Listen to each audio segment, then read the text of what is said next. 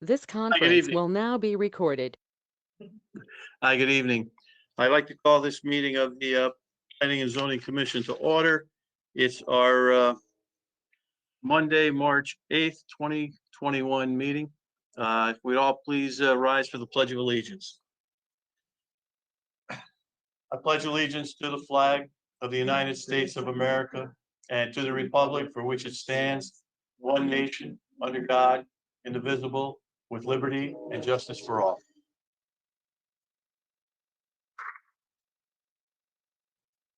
And at this point in time, I'd like to introduce the members of the commission and staff that are here this evening.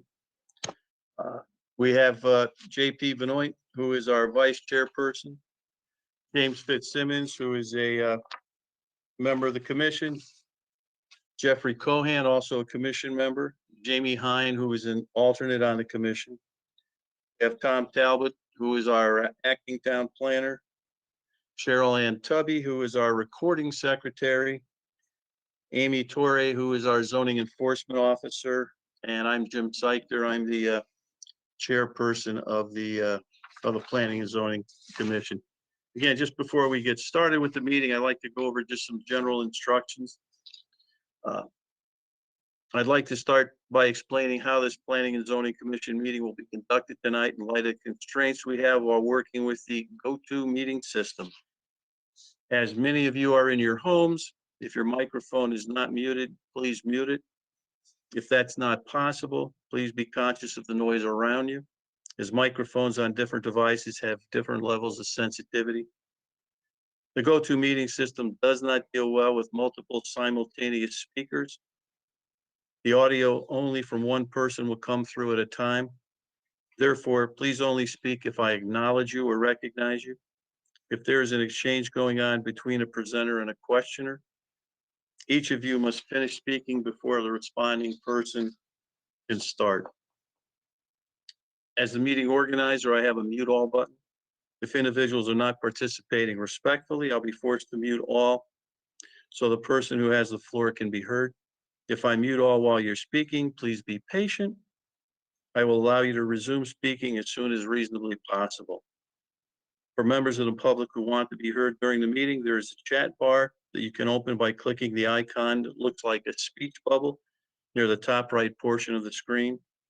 When I ask for public comment, please type into the chat bar that you would like to speak. Each of you will be called upon in the order in which I've received your request. I would request that the public only use the chat bar to indicate they would like to comment on an application or have a question. Please refrain from using the chat bar to communicate between one another, as it only makes my job more difficult to see who would like to comment or ask a question. Members of the public who have logged into it just to watch, if you do not intend to participate in the meeting, please turn off your camera. If you've dialed into the toll-free number and are listening through a traditional telephone, I have no way to identify you. I will not see your name or your phone number. I will simply see you as caller one or whatever number you have, depending upon when your phone connected. I'll attempt to call on you for comment in the order in which you called in. Those who logged into the meeting through a smartphone or a computer, please select a screen name. Anyone speaking for the applicant or as a member of the public must identify themselves by providing their name and address for the record. For those of you viewing the meeting, the agenda materials are posted on the town website. There is a tab on the right side, second below the heading, this week's meeting.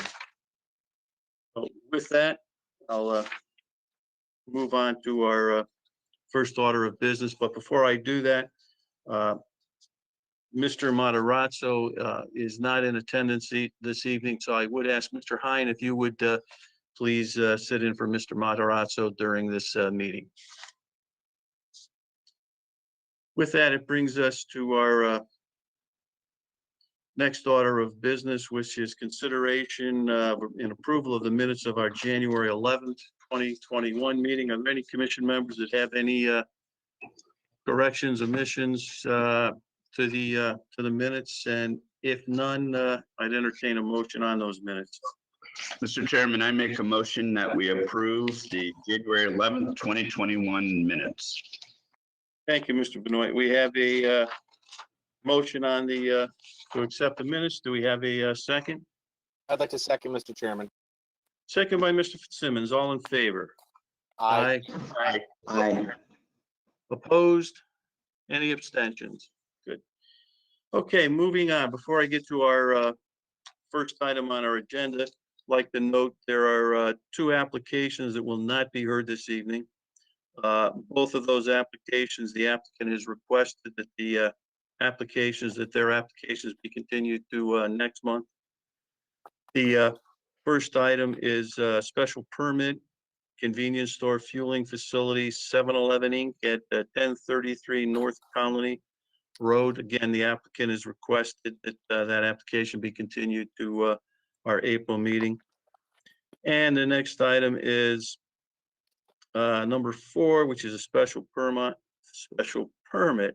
warehousing for Montaigne Construction at 5 Research Parkway. Again, that applicant has requested that we take no action on the application this evening. With that, it brings us to our first item that we'll hear this evening. It's a public hearing. It's number 2 on our agenda. It's a special permit revision for Roca at 694 North Colony Road. Mr. Fitzsimmons, if you would please read the legal notice and note all correspondence for the record. Sure. Thank you, Mr. Chairman. The Wallingford Planning and Zoning Commission will hold the following public hearings at the Wallingford Planning and Zoning Commission's meeting of Monday, March 8th, 2021 at 7 p.m. remote only.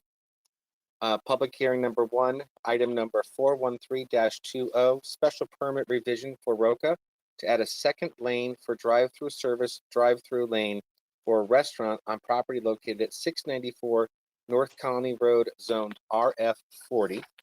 And we have correspondence that was received in the Planning and Zoning Office on January 6th of this year from attorney Jerry Farrell, Jr., attorney for the applicant. We also have a copy of correspondence received from the Fire Marshal's Office dated 12/17/20. We also have correspondence was sent from the Planning and Zoning Commission Office to Mr. Rocha in care of Mr. Farrell dated December 24th, 2020. We have a memorandum received by the Planning and Zoning Commission from the Department of Engineering regarding this application dated December 30th, 2020. We also have a copy of comments from the Wallingford Water and Sewer Senior Engineer Eric Kruger dated January 11th, 2021. We also have another memo addressed to Mr. Talbot, Acting Town Planner, from Eric Kruger, Senior Engineer, Wallingford Water and Sewer, dated January 29th, 21. We also have correspondence received from Gary Riola of GR Engineering, LLC, addressed to the Town of Wallingford Planning and Zoning Department, dated January 15th, 2021. We have comments received and sent to the Planning and Zoning Commission, received February 5th, 2021, from the Department of Engineering regarding this application. And we have comments from the updated comments from the Office of the Fire Marshal dated February 11th, 2021. We have correspondence received dated February 26th, 2021 from GR Engineering to the Planning and Zoning Commission. And finally, we have correspondence dated this month, March 3rd, 2021, sent to the Planning and Zoning Commission from the Department of Engineering regarding this application. And I believe that's it, Mr. Chairman. Thank you, Mr. Fitzsimmons. At this point in time, if the applicant and/or its representative would please introduce themselves and begin their presentation. Good evening, Mr. Chairman. Jerry Farrell Jr. of the Law Offices of Jerry Farrell Jr. here in Wallingford. Here with me this evening is Manuel Roca, who is the owner of all of the Dunkin' Donuts in Wallingford, including the one that we're talking about this evening on North Colony Street. Also with us this evening is Brian Plord, who is our site specialist. We've all lived through the last 12 months, it is 12 months of COVID. It has changed all of our habits substantially. In the case of food, it's meant more takeout and more drive-through. We're seeking at the Dunkin' Donuts North Colony location to accommodate what we view as a continuing trend that is going to be there even after COVID by adding a second drive-through lane, as other restaurants have already done. Very little is needed in terms of changes to the site to accommodate a second lane, but it is a good chance for us to clean up whatever things have changed in the last number of years. I believe it's over 20 years that the Dunkin' Donuts has been on that site. Brian is going to be walking you through the plan as well as responding to some of the staff comments that have not been responded to thus far. Brian?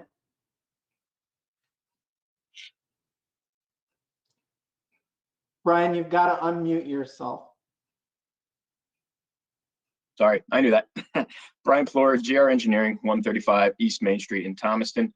To elaborate on what Attorney Farrell was alluding to, was we're all aware of how these restaurants have been operating this past year, and drive-through only and drive-through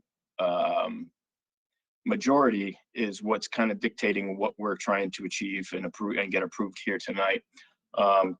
You're probably very well aware of how successful this store has been already without this adding the second drive-through. So what we're seeking to do tonight is to add reconfigure the parking area to provide 2 drive-through lanes and a bypass lane around the property. There's currently parking spaces along the northerly side of the property and the westerly side that we're going to eliminate in order to do this and relocate those spaces into a new parking area, into a vacant lot that the applicant owns on the southerly side of the building.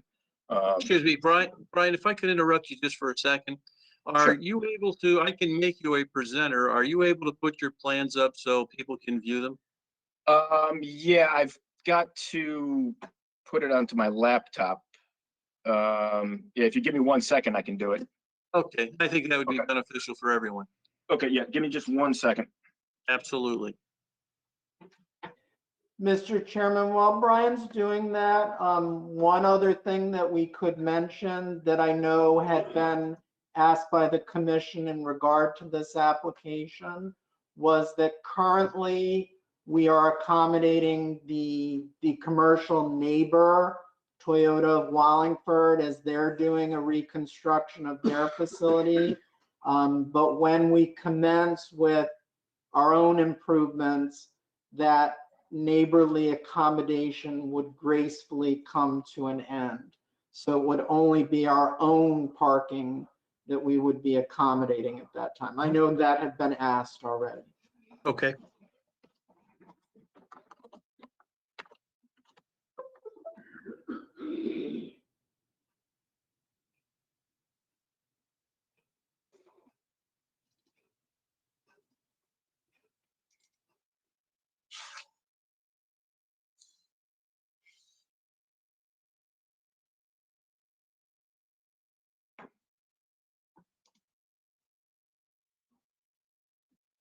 Okay, can everyone see that?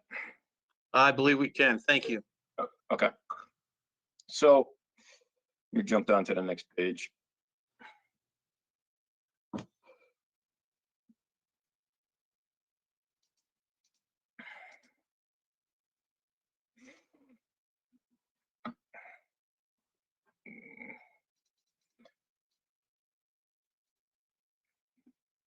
Okay.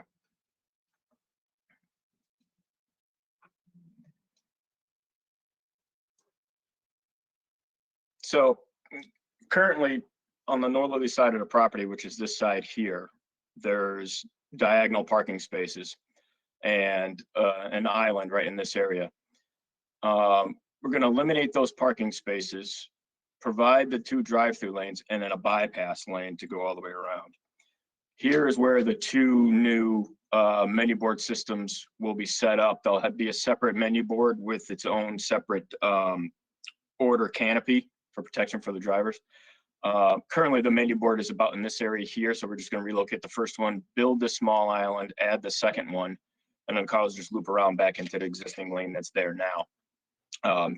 The existing bypass lane will remain, the canopy will remain, everything will remain. There's no additions to the building whatsoever. We're just redoing the parking on the perimeter, the island in the back. Up in front, there's currently a couple parking spaces. We're requesting to remove those and add a concrete patio. And it'll obviously be have a decorative railing around it for protection as well. Reconfigure the handicap spaces over towards the front that'll be facing North Colony Road. Add in some restriping for crosswalks to get to the building where the existing sidewalks are. So those existing spaces that we are removing on the north and the west, we're going to add on the southerly part, which is this area here. This crosshatch, dotted crosshatch is the amount of pavement that we're going to be adding. There's an existing parking area, paved parking area down here that will remain, and we're connecting to. So the loop, the traffic patterns essentially stay the same for both customer traffic and also delivery traffic. We're not changing any of the curb cuts onto North Colony Road whatsoever. Driveway width will stay the same. We're going to close off the existing one that was going for the existing driveway. We'll clean that area up as well. We've incorporated a low impact development stormwater management a feature for the stormwater runoff for the existing for the proposed parking area. That's this infiltration trench that we added parallel to the parking area. The runoff will filter in through a grass area, 15 feet of grass area, and then enter the stone trench. The stone trench is sized up accordingly for engineering requirements, town engineering requirements. We've also there was a couple comments. There was a comment regarding the existing the site lighting. The existing site lighting is going to remain. The only one we're going to have to move is the one that's in the area in the back here by the menu boards. There's currently 3 existing light poles on the south side of the building between the new parking area and the building itself. Those will remain, and those will help light the new parking area that we have, as well as the existing parking area. So we're not adding any additional fixtures whatsoever. There were a couple additional engineering comments that came over late last week. It looked like it was just basically just a couple housekeeping items, dressing up a couple things that they requested. But I believe we've successfully addressed any of the comments that were coming from planning department and the engineering department. If there's any other questions or items you'd like to discuss, I'd be happy to answer them now. I guess with that, Mr. Farrell, Attorney Farrell, is that the extent of your presentation, or? Yeah, I think that it has covered what are the small technical changes. This is, I think, helpful to the overall situation of Route 5, that any overflow traffic is now coming onto the site. So from a public perspective, that's a good thing. I don't think that the public's appetite for coffee is going to be abating anytime soon. So this would be very helpful to this site. Good. Good, thank you. I'm looking at the plan, and certainly I think this will alleviate some of the the issues with traffic coming onto the site. I'm sure that some of us had noticed in the past where at certain times, and it's certainly not that frequently, but at certain times traffic does in fact even back up onto Route 5. But with that, I'll ask commission members if they have any questions for the applicant, and I'll start with Mr. Benoit. Do you have any questions for the applicant? Nothing at this time. Thank you. Mr. Fitzsimmons. Thank you, Mr. Chairman. I just have a couple of quick questions. I didn't see in all the information, what is the queuing that the second lane will provide for? Like how many cars can be on site in the drive-through lanes? Do you have that number? I just didn't see it on your plans or in the information submitted. Are we looking for total cars before the menu board or all the way around the building? I think my interest would be, as the chairman and Attorney Farrell talked about, getting cars off Route 5. So now you're adding a Right. whole second lane. I just Right. wasn't sure. Did you run the vehicle queues as how many cars would fit? Let me pull up the CAD file and I'll give you a distance and then we can quickly do some math.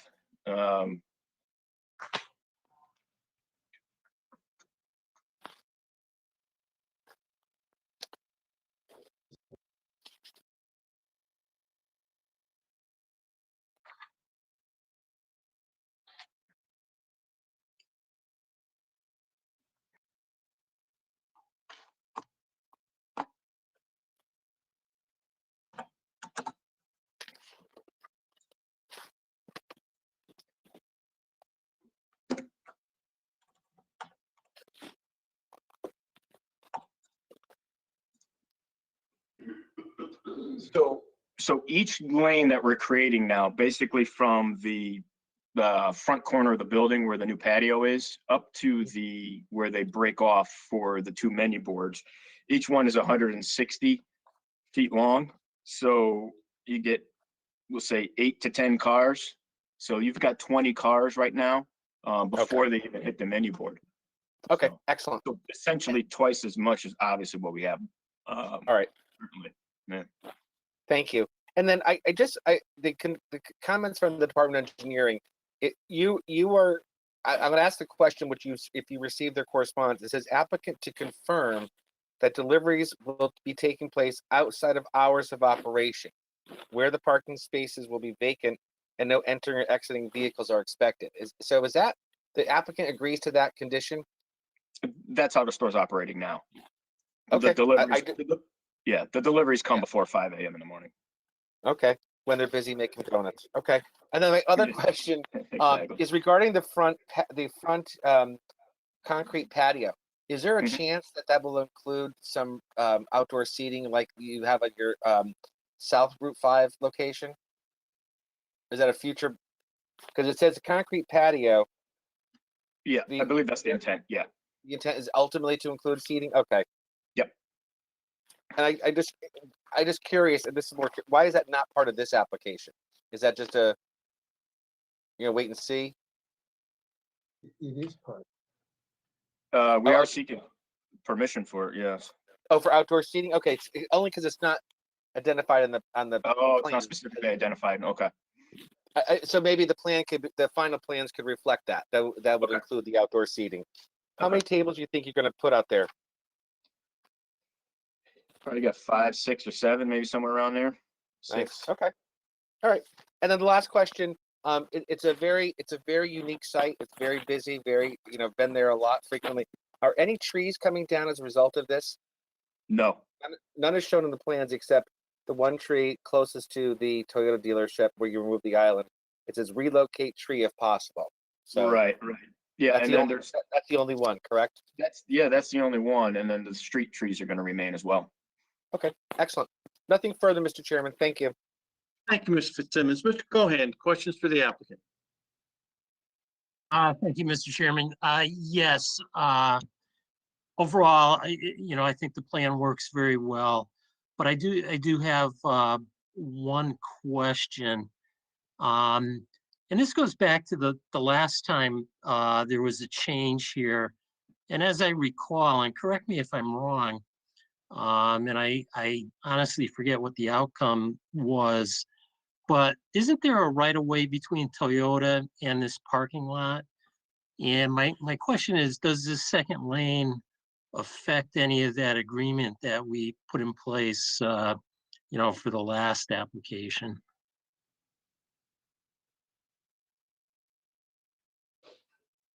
Jerry, do I'm you not have sure any what's information? being referenced on that I don't know of any existing right of way. Is that something you're aware of, Brian? No, not that I'm aware of at all. I thought there was a verbal agreement that allowed Toyota during their construction to park some of their cars on the vacant lot to the south here. Mr. Rocha can probably add to that if necessary. Brian, yes, you know where the circle way on the right-hand side of the rear of the property?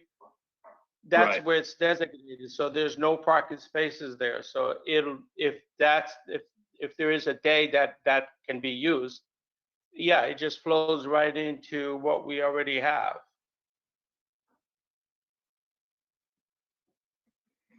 Well, let me, The north let me- side on the rear, Over here? right there, yes. Okay. well, That was designated back then, it still is, because there won't be any parking there. It'd just be a drive-through. In other words, in and out of, if that would be the case in the future. yeah, I thought the easement was a little lower, as you enter the driveway. It's almost immediately, on the right-hand side. It really lines up with the first line of, where Toyota parks the cars and you can drive in between. Yeah, right in there. Over here in this area? Yeah. Yeah, and at That one wasn't time, there. It was never there. It was always in the back. Mr. Chairman, can I jump in? Yeah, then I think I will too, Mr. Fitzsimmons, but you can Oh. go first, please. Yeah, Mr. Cohen, I just want to remind you, that was a big part of the conversation for Toyota's application when they came in for the expansion. Because it was Yep. their application, not this one. And we had talked about putting it on the front or the back. And they said, because Duncan had already provided the back, and we were thinking having it line up with the front, but they were worried about the tree removal. So my recollection of what you're talking about was on the Toyota application, not Mr. Rocha's application. That's my recollection. Not, Mr. Fitzsimmons, that's my recollection also. And I know there was the discussion about that, about the tree. And if the right of way or the access was going to be at the front portion of the property, then that tree would be in jeopardy and would have to come down. So I think my recollection is very similar to yours. Whether that's worth anything or not. So yeah, I'm glad, this, basically, I just want to know if this is going to impact that agreement, and it doesn't sound like it. So that was my only question. Again, I think it's, a good plan, and, I would support it. I just wanted to bring up that one issue. So if we're good, I'm good. Thanks. Good. Thank you. Go ahead. Mr. Hine, any questions for the applicant? Thank you, Mr. Chairman. I just have a couple of follow-up questions to the issue raised by Commissioner Fitzsimmons. In the memo of March 3rd, 2021, the engineering department raised some issues with respect to the area provided for delivery trucks to turn. And I understand that the deliveries will be made after hours or during non-business hours. But I guess the question is, have you seen those comments regarding the turning movement, the area for the turning movement of delivery trucks, and do you have a response to that? Yeah, we did see that. We're not changing anything as they access the site or exit the site, so that stays the same. There is an area we probably just have to button up and tighten up with the path, is just up at the menu boards themselves. We have a vehicle height clearance bar, and then the outer menu board. I think we just got to reroute the truck swing it a little wider. But everything else around the site works as it is doing right now. Okay, and if there are changes that need to be made to accommodate the delivery trucks, that's not anything that the applicant would object to. No, not at all. I think we can get it to accommodate. I'm not too worried about that. Fair enough. Thank you. Thank you, Mr. Chairman. Thank you, Mr. Hine. Yeah, as far as myself, I did have the same questions that Mr. Hine had done. The engineering department's memo of March 3rd concerning the delivery vehicles, the maneuvering, coming onto the site, around the site, and by the delivery boards. But I think the applicant has addressed that. So with that, are there any members of the public that would like to comment on the application? Actually, before I go to the public, Mr. Talbot, do you have any comments? And Mr. Talbot is shaking his head vigorously that he has no comments. So that being said, again, any members of the public would like to comment on the application? If you do, please just hit the chat bar and indicate that you would like to speak, and I'll take just a few seconds. And at this point in time, I do not see that anyone from the public that would like to comment. And I also don't see that there are any callers. So with that, I'll throw it back to the applicant. If the applicant would like to make any final comments on the application, certainly you're not required to. But Attorney Farrell, any final comments that you or the applicant would like to make? We appreciate the thoroughness of the commission. We particularly appreciate Mr. Talbot, who's worked with us throughout the whole application. Okay, with that, I'd entertain a motion from the commission to close the public hearing. Mr. Chairman, I make a motion that we close the public hearing for application 413-20, special permit revision Roca 694 North County Road. We have a second. I'll second. By Mr. Fitzsimmons, voting beginning with Mr. Benoit. Yes. Mr. Fitzsimmons, Yes. Mr. Cohan, Yes. and Mr. Hine. Yes, to approve. Thank you. And at this point, I also vote yes. The public hearing is closed. At this point in time, I'd entertain a motion on the application. Mr. Chairman, I make a motion to approve application 413-20, special permit revision for Roca to add a second lane for drive-through service for a restaurant on property located at 694 North County Road, as shown on plans entitled Site Plan Modification Prepared for 694 North County Road Realty LLC, 694 North County Road, Wallingford, Connecticut, dated September 3rd, 2020, revised to February 26, 2021, subject to 1, comments in the interoffice memorandum from the fire marshal to the planning and zoning department dated December 17, 2020. 2, comments in interoffice memorandum from Eric Kruger, senior engineer, water and sewer division, to Thomas Talbot, planner, dated November 11th, 2021 and January 29th, 2021. 3, comments in interoffice memorandum from Department of Engineering to Thomas Talbot, planner, dated December 30th, 2020, February 5th, 2021, and March 3rd, 2021. 4, sediment and erosion control bond of $2,000. And 5, final plans reflected on outdoor seating. Thank you, Mr. Benoit. We have a motion on the application. Do we have a second? I'd like to second that, Mr. Chairman. Second by Mr. Fitzsimmons, voting beginning with Mr. Benoit. Yes. Mr. Fitzsimmons, Yes. Mr. Cohan, Yes. and Mr. Hine. Yes, to approve. And I vote yes. The application's been approved. Gentlemen, thank you very much. Have a good evening. Thank you very much. It brings us to our next item on our agenda. It's a continuation of a public hearing. It's a regulation amendment, section 6.26.d, steeple uplighting from Knight and Farrell. And again, this is a continuation of our public hearing. Mr. Fitzsimmons, if you would please note any additional correspondence for the record, please. Thank you, Mr. Chairman. All we have is the draft for the meeting, it's revised wording for uplighting, if it's okay with you. It's the only thing we have, and it says uplighting of the steeple, spire, tower, dome, minaret, or other elevated architectural feature of any place of communal religious worship in any zoning district. Such uplighting shall only be operational during the hours of 6 a.m. to 11 p.m. That's all we have.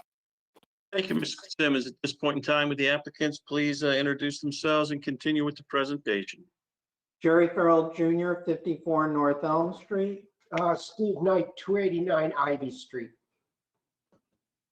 So based on the conversation at the last hearing, I went back and tried to take into account the various comments of the commissioners to be inclusive in terms of what kind of architectural features that we were attempting to include. To speak of all zoning districts, to address the spot zoning question that was raised. I also added language that deals with the use, the time that such lighting can be used, that there was concern expressed over, light going into a residential area. So I basically put it from 6 a.m. to 11 p.m. Again, I guess I was referencing my own sleeping habits to try to put it to rest for the evening. So that's why you have 6 a.m. to 11 p.m. as being the operational times. All of this is obviously subject to what the commissioner's thoughts are, but someone had to give you a draft and the duty felt to me. So here's what you have. Well, it's your application, so we would expect you to give I us know. the draft.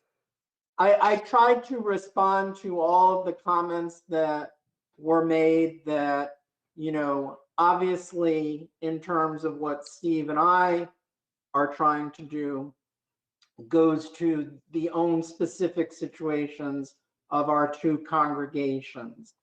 But we did take into account what was said, that there are others, there may be others, and that to try to use wording that included everyone, so that, hopefully in the future, the commission would not have to come back and say, oh yes, we forgot X, Y, or Z. So I hope I've included everything necessary.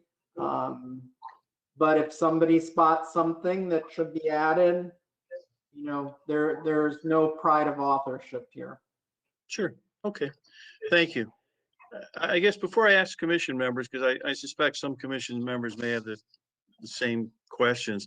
It's Attorney Farrell, at 6 a.m. to 11 p.m. Would it not make, I won't say more sense, but maybe more appropriate to have it perhaps from dusk until 11 p.m. rather than, I would doubt that very many people would, or organizations would, look to have their steeples, what have you, lit during the day.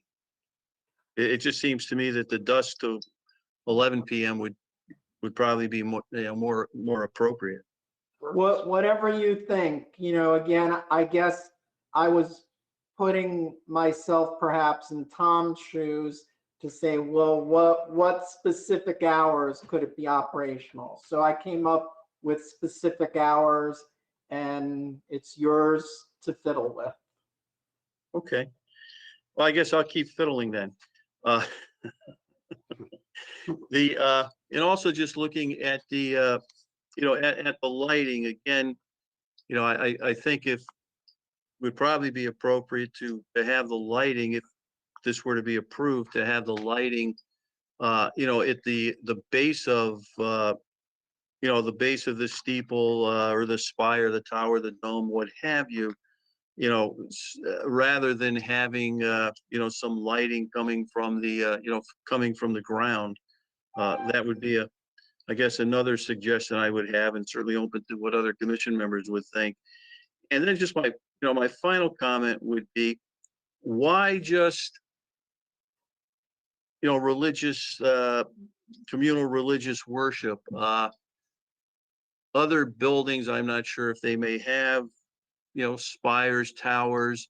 Why would they be restricted? Or what's your reason for simply having communal religious worship? Well, I guess not wanting to open the door too wide. I know one of the challenges on the uplighting issue is that if commercial entities wanted to do something with uplighting, so typically communal houses of worship aren't commercial entities. So that's why I was keeping it there. There are some other buildings, certainly throughout the town, that have that kind of architectural interest. I would have a tough time trying to quantify what they are in a way that doesn't open that commercial door. That's just my thinking. Okay, no, I appreciate that answer. Thank you. Commission members that would like to comment on the application. Mr. Benoit, any comments? No, thank you.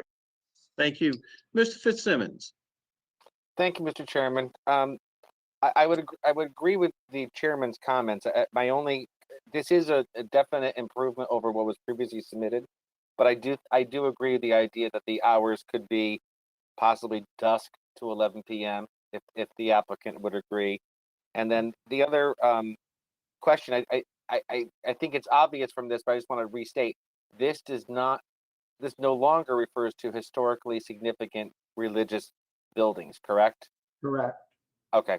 And then I guess, thank you. The other piece, I guess, thinking about the uplighting, as I'm generally in favor of this, is the uplighting would begin at the roof versus the ground. Is that how do we incorporate that? Do you envision that being revised in here? Again, to try to include steeple, spire, tower, dome, minaret, or other elevated architectural feature. I'm no lighting specialist, how you light it up. So I just called it uplighting.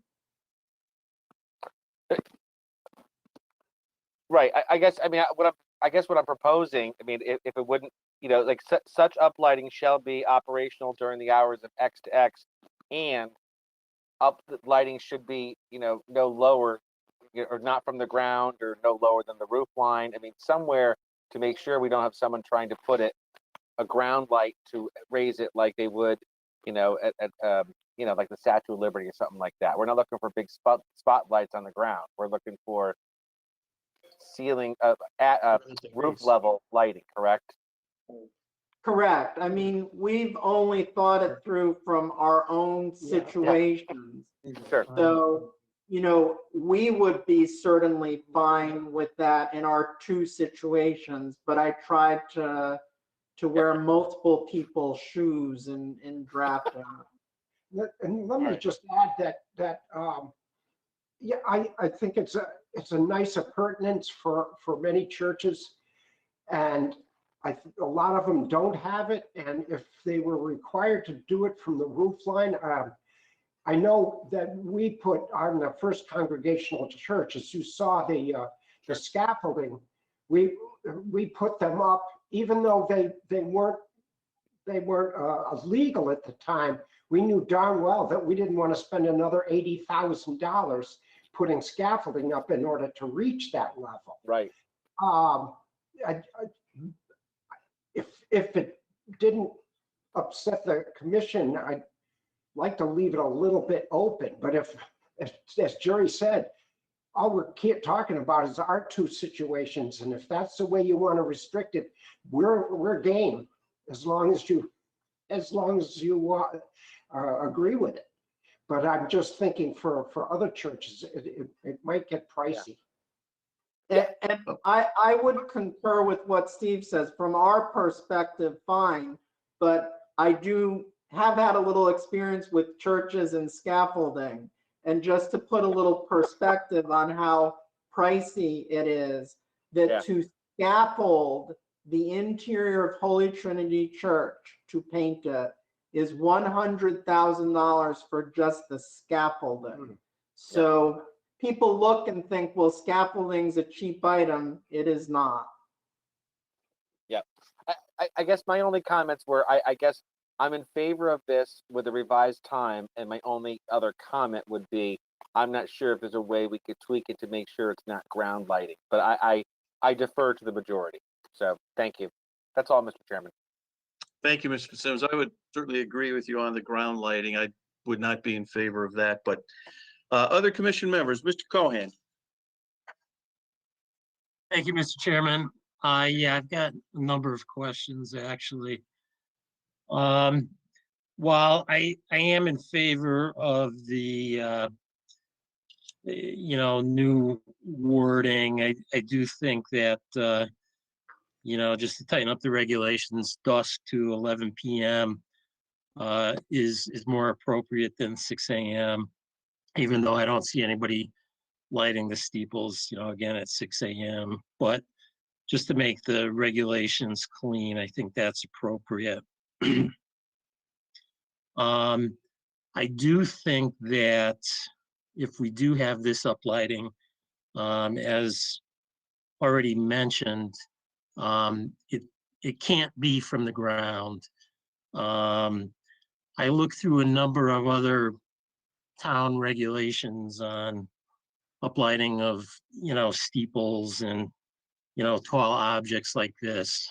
And there's an initiative called the Dark Skies Initiative, which tries to prevent a lot of artificial light from escaping into, the atmosphere to affect the night sky.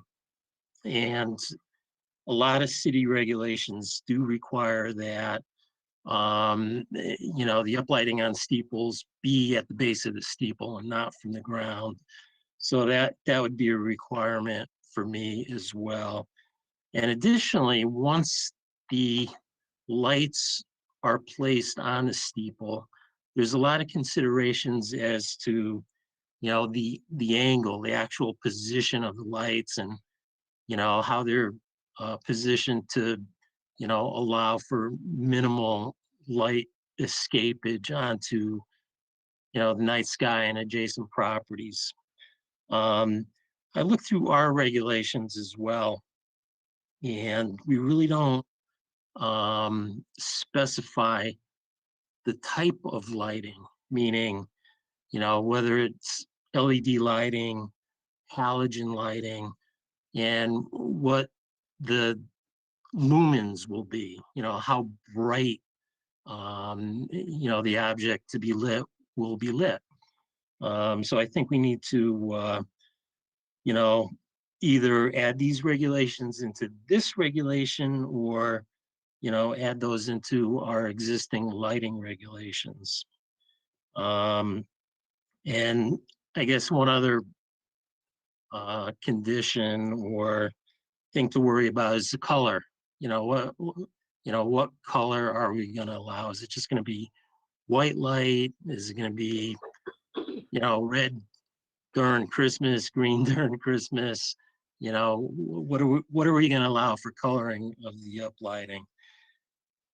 And then finally, once this does get into our regulations, I assume that when, a church or organization wants to do this, this will be by permit, meaning they will have to come before us and it will have to be approved by us as to, exactly what they're doing.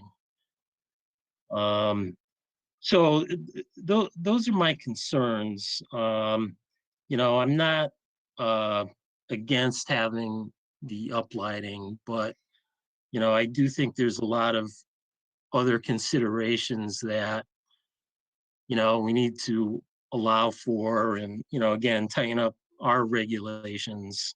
I'd like to do this correctly, if for lack of a better word. I want to do this, completely, so we have all the conditions and situations planned for. Again, I basically am in favor of this, but as long as we take care of those things I brought up. And just to finish up, I mentioned the Dark Skies Initiative. I think that might be something that we as a commission should maybe take a look at as well, a little further down the road. So those are my concerns. Thank you. Thank you. Mr. Heim, comments? Thank you, Mr. Chairman. I don't think there's anything much more than I can add that hasn't already been brought up at this point. The only thing, I think Commissioner Cohen has raised some relevant issues, and maybe the answer is that you make it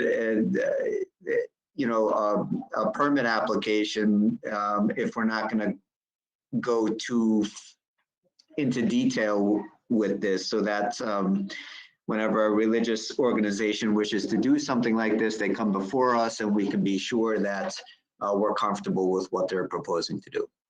So. All right. Thank you. I guess, Mr. Farrell, or rather Attorney Farrell, you've heard some comments. Do you have any responses that you'd like to make to those comments? Well, I think the way it's drafted, that we've submitted it so that it goes under your exemptions section, that you currently exempt, for instance, uplighting by any residence. That's already exempt. So again, trying to be analogous, that, we're perhaps putting additional restrictions on churches to try to be careful of the residential components that may be nearby. I certainly hear what Commissioner Cohen is saying about strength of lighting. Again, I can only draft to the perspective that I'm coming from. If the strength of lighting is an issue overall for all uplighting, all I've given you is an exemption, not a rewrite of your uplighting statute, which may be something you want to do, but wasn't what I was tasked with. All right. I guess, Mr. Talbot, do you have any comments? I know you've heard some of the discussion here. Perhaps you'd like to make some comments.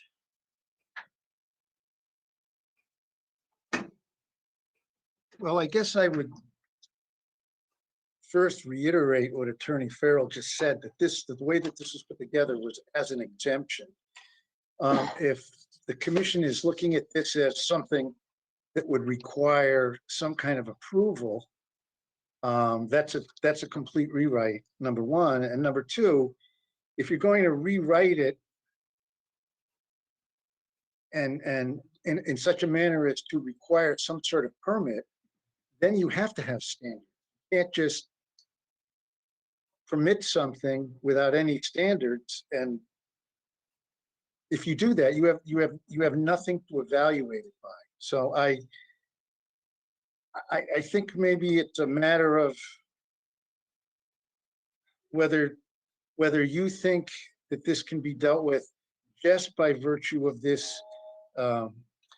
exemption, or whether, number one, or number two, whether you think that maybe it can be dealt with by virtue of this exemption on a temporary basis, and you can look at the issue in more detail, or not do anything until you can examine the issue in much more detail. And I will say, interestingly, in terms of the Dark Sky Society, these regulations that you have now are based on presentations that were given to this commission by the Dark Sky people 20 some odd years ago. But anyway, that's it.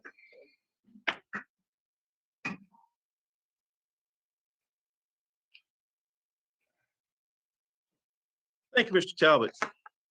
With that, I guess I would open it up to commission members as far as how they would like to proceed with that. I think Mr. Talbot's given us, several options.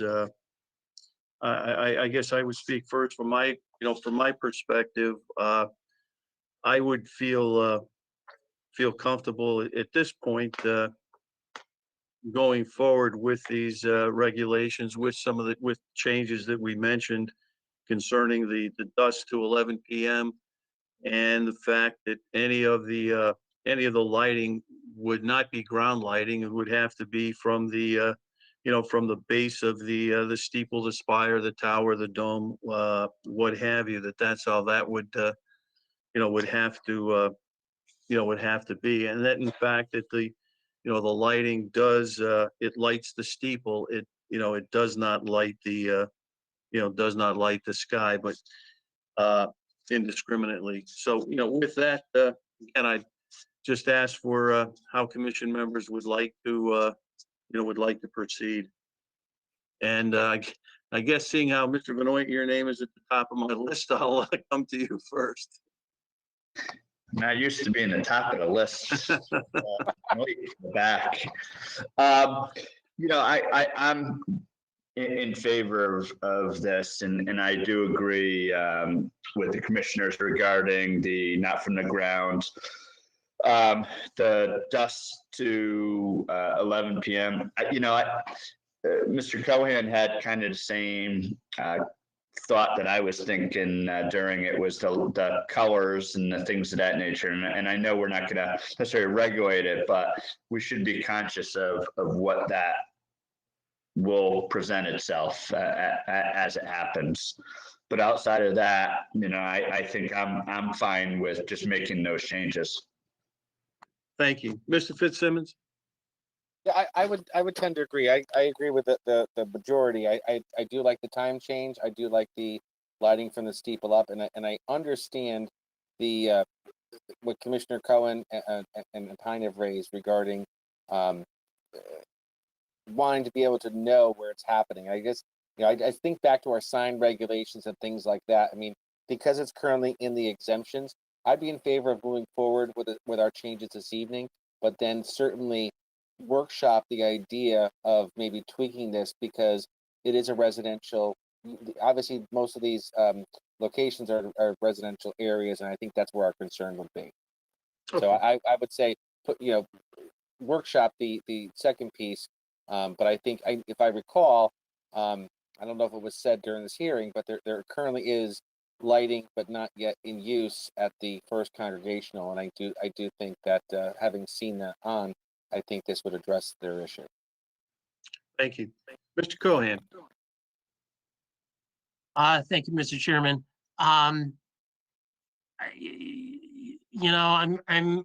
honestly still a little bit hesitant in proceeding simply with my hang up over the type of lighting, LED, halogen, and number of lumens.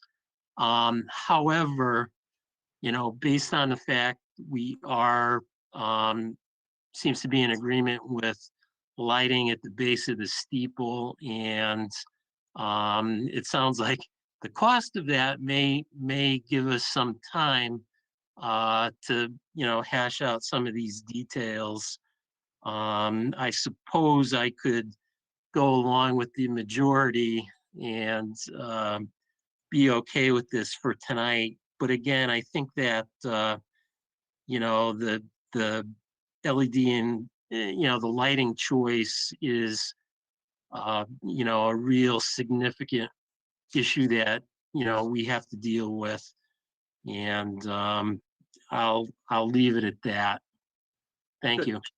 Thank you, Mr. Cohen. Mr. Hine. Thank you, Mr. Chairman. I'm prepared to go forward. You know, I think if there's some interest in workshopping this later on or something, then that's fine. But I'm comfortable enough to go forward at this point. Good. Thank you. And again, I see that Mr. Lazarus, would you like to make a comment?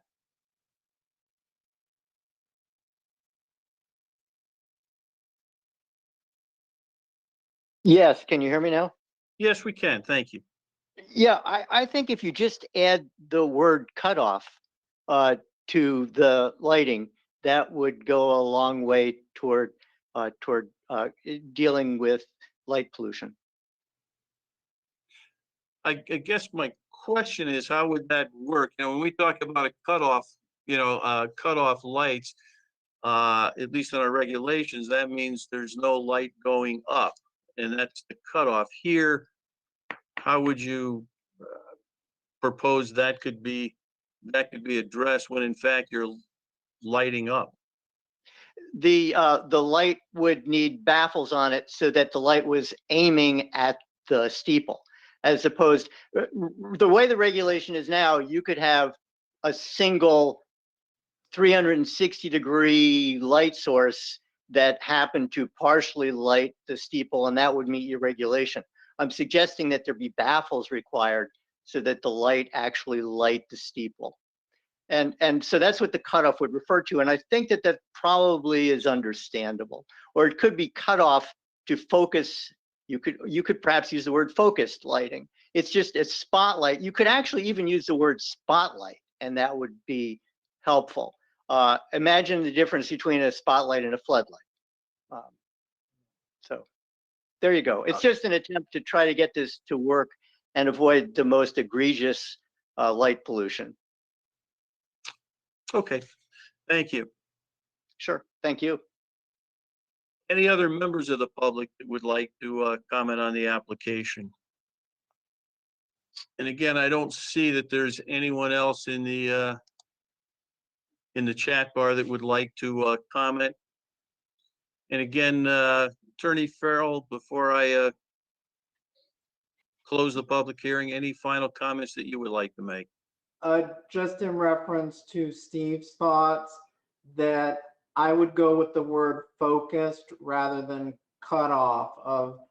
I can only speak for Holy Trinity, which specifically has a cross at the top of its steeple. And obviously we'd want to get just a little bit of light on that cross. And I'm not sure if it's totally cut off that can happen. It can certainly be focused like a laser beam, but cut off I don't think works. I'm not a technical person, but. No, I understand. Jim, if I may, Steve Knight. Our church has installed some lights. They're very small. I have no idea if they have baffles. If we got that specific about the architecture of the design of the lights, I am in fear that already we might be out of compliance. Steve Lazarus, have you seen these lights when they're on? Because they're pretty innocuous. I guess before we answer that, I guess I've seen the lights on the Congregational Church, and those light up the steeple. I don't think they go anywhere near toward lighting up at these more of it's called maybe a spire on the top of the steeple. I don't think they go any near lighting that up. You know, my only concern is when we start looking at lighting things farther up on the steeple, then I think we're getting into some of the issues that Mr. Cohen had raised. Now we're getting more uplighting above and beyond the steeple itself. Now we're lighting things above the steeple. Well, I apologize. That's my comment. I apologize, Mr. Chairman, for not speaking through you to Mr. Lazarus. An error on my part. But anyway, let me. Oh, I didn't mean to interrupt you for that. I'm sorry. May I respond, Chairman? Absolutely. I'm more than in favor of this regulation change. I think it's a wonderful thing to light steeples in our town. And I would favor the word focused. It's fine. Yeah, I would like to allow latitude so that a lighting designer can provide the right light for the right job. I'm just looking for there to be some science applied to the task of assigning a light fixture. So focused works for me. And again, I'm very much in favor of this regulation going ahead. Thank you. All right, yes, Mr. Cohen, I see you'd like to make a comment. Yeah, thank you, Mr. Chairman. Yeah, this addresses, you know, the word I used was angle when, you know, I talked about positioning the lights, and yes, this would cover that concern. So I'm fine with this. Okay. Good Thank you. enough. Thank you. And again, I don't see any other members of the public would like to comment on the application. Any commission members that would like to make any final comments? Seeing So- none? Yes, Mr. Vinoy, seeing how this is probably on you. Yeah, I like, okay. So where are we thinking we're gonna do the focus? Mr. Chairman, do you mind if I just read off what I wrote down as potential regulatory changes? No, I think that's very appropriate. Thank you. All right, uplighting for the steeple, spiral, town, dome, minaret, or other elevated architectural features of any place of communal religious worship in any zoning district, such as lighting shall only be operational during the hours of dusk to 11 p.m. and cannot be from the ground and must be directed from the base of the steeple, spiral, tower, dome, minaret, or other architectural feature. The only thing I'm struggling with is the focus verse. I put directed. Does any commission members like to people's general thoughts on it? Yes, Mr. Cohen. Yeah, well, I think what I would say as far as focus is just, you know, the lights will be focused not to allow, you know, light spillage, you know, to a great distance off the steeple. Yeah, I think that is a very good suggestion, Mr. Cohen. So we do address the, I think as Mr. Cohen mentioned, any kind of spillage off the steeple, because that's what we're talking about lighting. So that's where we would like the light to be directed on the steeple and not spilling off the steeple. So I thought Mr. Cohen's phrase was very well, but can I ask him to? Absolutely. Just a little bit. I got the lights will, and then that was pretty much it. Lights will be focused directly on the steeple as not to allow light to escape off of the steeple. Light to.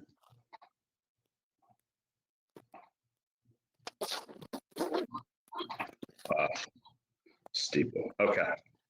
And so would that be in the place of must be directed from the base, or keep that? This would just be another sentence. Just want to make sure I'm saying this right. Yeah. Well, I would think you'd want to have it from the base. It's from the base, and then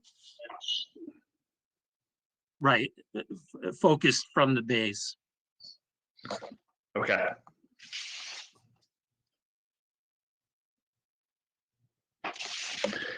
Mr. Talbot, I saw you struggling here. Do you have any comments that you'd Well, I like to think make? it's sort of a 1, 2, 3. First thing are the hours. Second is that the lighting should be located at the base of the architectural feature. And then 3, the lighting should be focused directly on the steeple so as not to allow lighting to escape off of the steeple. Sort of a 1, 2, 3. Were you able to, Mr. Benoit, did you hear what Mr. Talbot was saying? Yeah, I'd love to say, so moved on what he just said. Would you like Mr. Talbot to repeat that?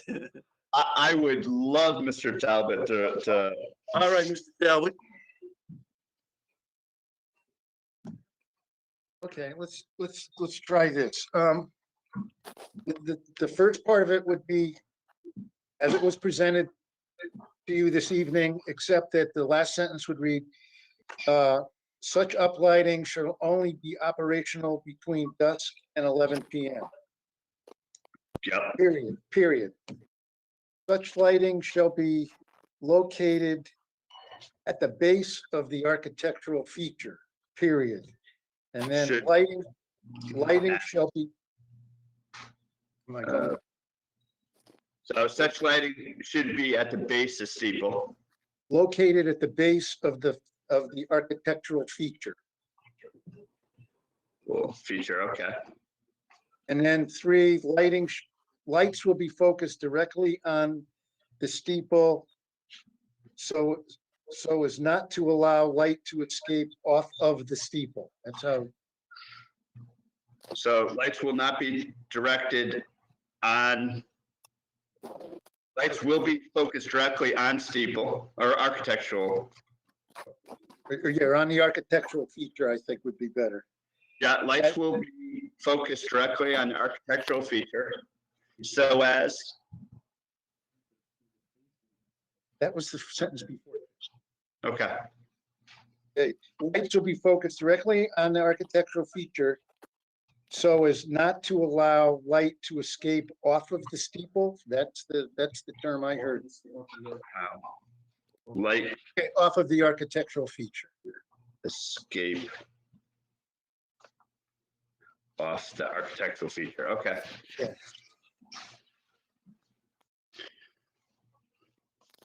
Oh, this is fun. That's why we gave it to you. Oh, yeah, thanks a lot. All right. I'm doing it for you. How about that? I gotta It's join greatly, you now. it's greatly appreciated, I'm sure. I'll still screw it. All right, with that, if, again, I don't see that there's any further comments that the public would like to make. Any final comments commission members would like to make before I ask for a motion to close the public hearing? See none from commission members, so at this point in time, I would entertain a motion to close our public hearing on this application. Mr. Chairman, I make a motion that we close the public hearing for application 505-20 zoning regulation amendment, section 6.26.d, steeple uplighting, night and feral application. Thank you. I have a motion to close the public hearing. Do we have a second? Second. Second, Mr. Fitzsimmons, voting by Mr. Benoit. Yes. Mr. Yes. Fitzsimmons, Yes, sir. Mr. Cohan, Yes, Mr. Hine. And I vote yes, public hearing is closed. At this point in time, I'd entertain a motion on the application. Mr. Chairman, I make a motion that we approve application 505-2 amendment to add section 6.26.d.3, the Wallingford zoning regulations for night and feral to exempt places of religious worship from prohibition on steeple uplighting to read as amended, as presented, uplighting of the steeple, spiral tower, dome, minaret, and other elevated architectural features of any place of communal religious worship in any zoning district. To change, such uplighting shall only be operational during the hours of dusk to 11. Such lighting should be at base of steeple of architectural feature. Lights will be focused directly on architectural feature so as not to allow light not to escape from the architectural features, because it clarifies the intent of our current town of Wallingford planning and zoning regulations. Thank you, Mr. Benoit. Well done. Do we have a second on the motion? I'll second that, Mr. Chairman. Second by Mr. Fitzsimmons, voting on the motion beginning with Mr. Benoit. Yes. Mr. Fitzsimmons, Yes. Mr. Cohan, Yes. Mr. Hine, Yes. and I vote yes. Your application's been approved, gentlemen. Have a good evening. Thank Thank you you very Commissioner. much. You're welcome. It moves us on to our next item. It's a new business, item number 5. It's Site Plan Wellness Center, Tracy Moulton at 10 Center Street. Again, Mr. Fitzsimmons, would you note all correspondence for the record on the application? Sure. The Planning and Zoning Office sent a letter February 10th, 2021 to Tracy Moulton regarding this application. We received correspondence from the Office of the Fire Marshal dated February 11th, 2021. We also received correspondence from the Department of Engineering regarding this application on March 3rd of this year, which included a plan, and we also received correspondence March 4th from Eric Kruger, Senior Engineer, Wallingford Water and Sewer. And that's all I have. Thank you, Mr. Fitzsimmons. If the applicant and/or its representative please introduce themselves and begin their application. Good evening. My name is Stephen Lazarus. I'm an architect with Lazarus and Sargent Architects here in Wallingford. I'm here with Dr. Tracy Moulton to present our site plan and would like to proceed to do that now. Can you give me permission to share? Absolutely. Just one moment. Sure.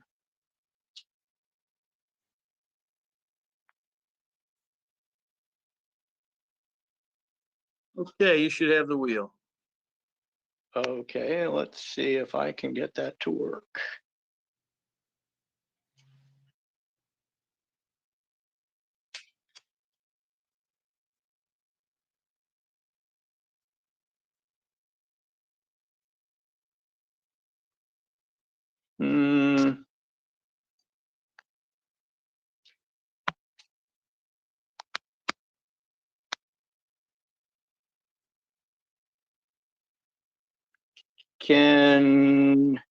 Let's see, my screen is,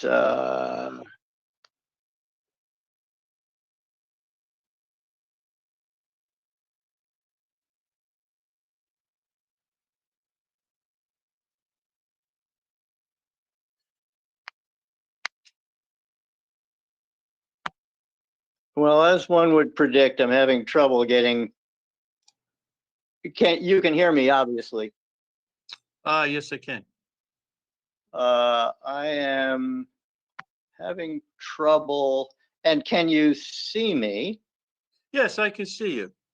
Okay, then let me, I'm going to just take the shortcut to show you. Okay, so this is our site plan.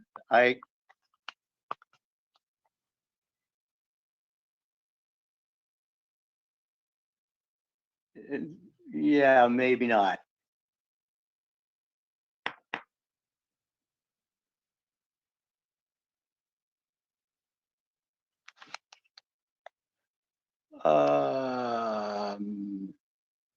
Okay, good.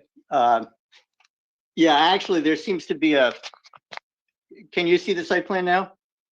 I can see part of the site plan. I see your chair and I see your floor. Okay, so I'm actually trying to, I apologize. Sure, no, I understand.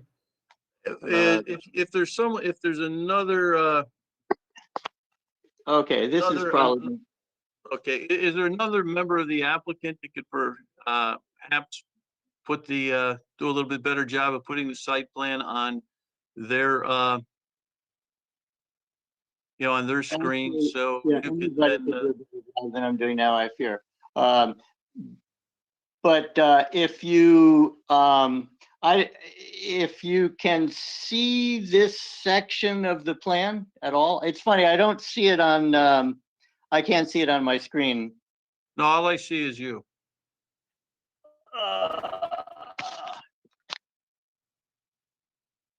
Okay, now we see a portion of it on the floor. Okay, so can you see these 4 spots? I mean, we can vaguely see it. I mean, we, basically on your screen, Mr. Lazarus, you have half the plan is on half your screen. Oh, okay. Oh, so you actually are, let's see, I'm not, so you actually are seeing the screen. I'm actually seeing you right now. Yeah. Well, I fear I'm not going to get I'm not going to be able to project the screen. So you can't see what's on my screen right now from screen sharing. No.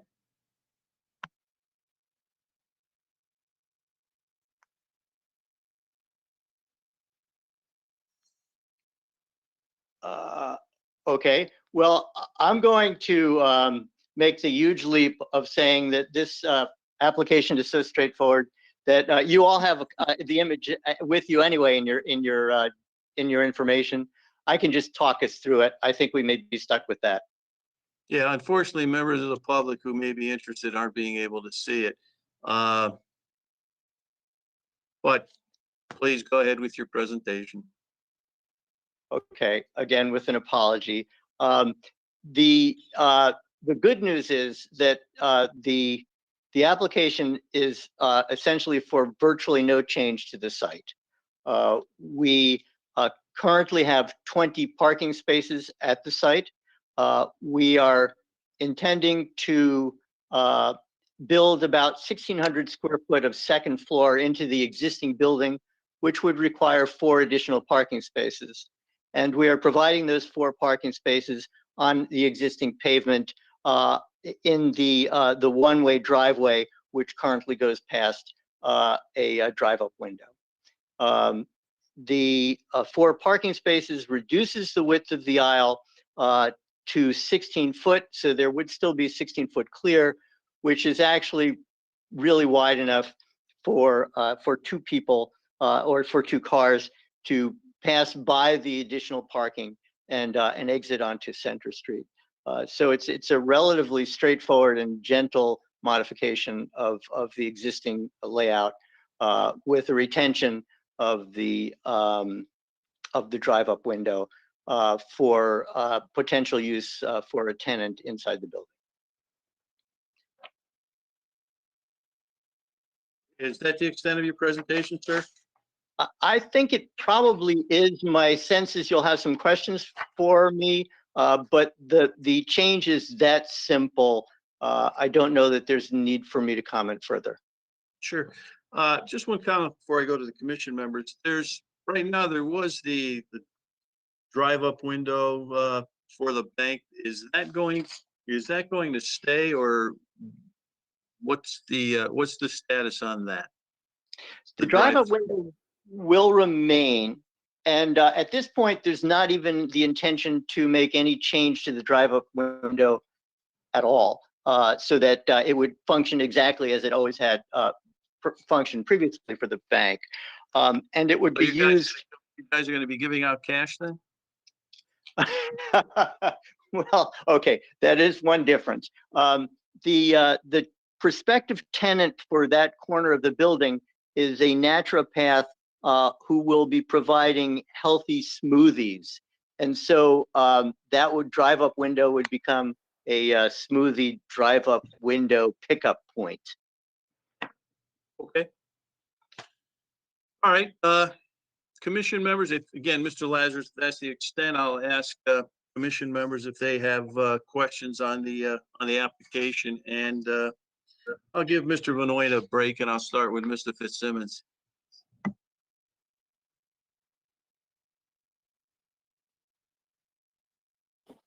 Thank you.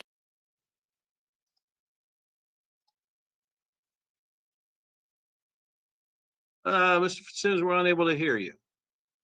How's that? That's good. Thank you. Sorry about that. I guess I had the same question because I heard the presentation. There was no change to the building, and you're going to keep the drive-through. So I guess my concern is, if I could ask the applicant's representative, the additional parking on the plan I have, I don't see it delineated unless it just says 4 new 9x21 parallel spaces striped on existing bituminous pavement. So that's a tight drive-through, and now you're adding parking in the second lane. Am I understanding that correctly? So the drive-through closest to the building would be the one the plan is to maintain. That's correct. Although the way the 4 parking spaces are laid out, you can probably see that they stop short of the drive-through itself, so that a car coming down there not going through the drive-through would be able to bypass the parked cars and proceed out the open lane that is farthest to the west and continue on out to Center Street. You know, there are a couple of things that make this work, in my opinion. One is that, well, we all heard about the coffee drive-up window earlier this evening. Smoothies do not sell as much as coffee. This is not a high volume drive-through, and the 16-foot aisle that would remain even when cars are parked there is really wide enough for 2 car widths. A car can be lined up to go into the drive-through, and a car would be able to pass them. There's really adequate room for that. Okay, then I was just checking for the comments from engineering. So again, just to confirm through you, Mr. Chairman, the applicant represented that the drive-through would be operational to every town department, because engineering didn't comment at all on the drive-through because of the traffic and the narrow pathway. I just want to make sure, would this be a surprise to the Department of Engineering? Because I don't see it mentioned other than what you verbalized. Mr. Talbot is vigorously shaking his head no, that it would not be an issue for the, no, excuse me. It wouldn't be a surprise. It would not, he's saying it would not be a surprise. The engineering department was aware of it, is that correct? Correct. Yes, Mr. Talbot's Okay. indicated engineering has been aware of that. All right. I mean, I guess because we're at the site plan application phase of this has been a very long process to get to this point. I would just be on record as saying it is a good use of a building in the center of our town, but I myself am shaking my head that the drive-through would be operational for smoothies, but that is, stranger things have happened, and I guess I was just concerned that the traffic and vehicle access, because having gone through that drive-through and knowing the flow of people walking in front of that, I was thinking this would be a good use, not to get rid of the drive-through, but I guess if you're not only are you not getting rid of it, you're actually going to use it. So, but if no other town department objects, it's not what I would prefer. But I think all in all, the application does fit the regs that we've changed for this applicant. Thank you, Mr. Simmons. Mr. Benoit, any questions? Comments? I'm good. Thank you. Mr. Cohan? Thank you, Mr. Chairman. I'm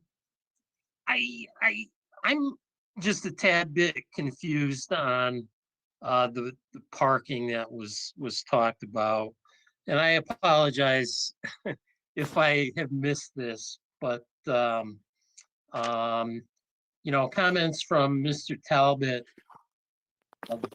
and I think Mr. Fitzsimmons may have been alluding to this, but I guess the questions from the engineering department talked about, and from Mr. Talbot, question about the availability of one of the parking spaces. And I assume this is in the 4 new parking spaces, and it's the northernmost parking space does not appear to be easily accessed by the adjacent drive aisle. Has that been answered? I believe Mr. Talbot's, well, I guess Mr. Lazar, if you'd like the first comment, and then Mr. Talbot can, but I think there are. I apologize if I missed this, but. Yeah, no, I think there's the 2 spaces. I think you're correct. It's on those, the northernmost space on the drive aisle, and then the other space I think that was mentioned, if you look on the parcel 1, which is the Right. larger parking lot, on the guess it would be the southern angled spaces. You're gonna see there's 5 parking spaces, and then there's 2, call them, I guess, parallel spaces, and I think the engineering department was referring to the easternmost of those 2 parallel parking spaces in that parcel 1. And I believe that's correct, Mr. Talbot says that's correct. Yeah.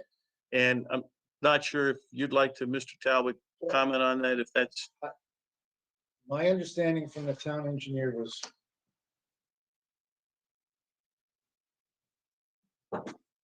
my understanding in discussions with the town engineer was that while not representing an optimal situation, that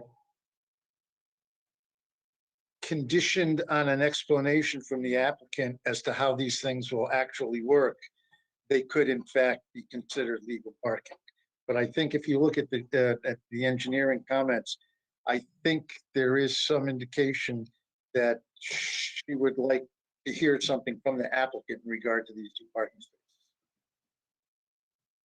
All right, may I respond now? Absolutely. Thank you. So I guess first a kind of general comment, which is going to sound remarkably familiar, which is that all parking downtown is challenged. That is the nature of downtown parking.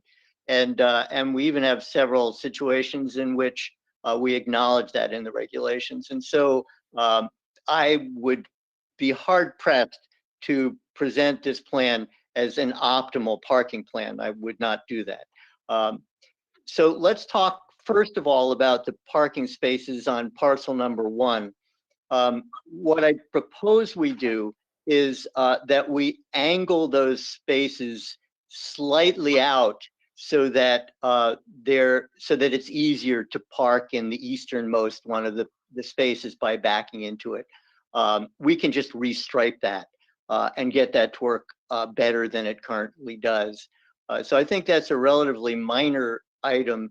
The other parking space, which is right next to the one-way signage designation in that drive-through aisle, that spot is actually, I think, reasonably accessible. All of those spots, the way you get into a parallel spot is you back into it.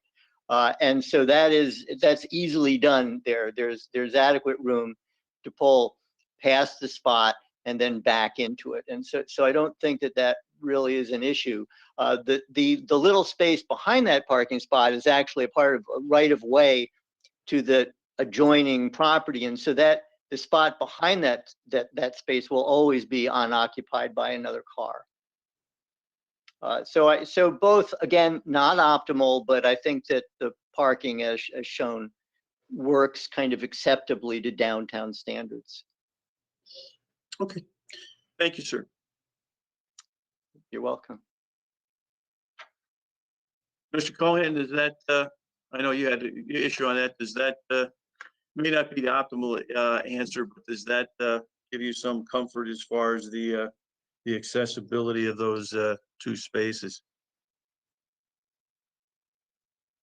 I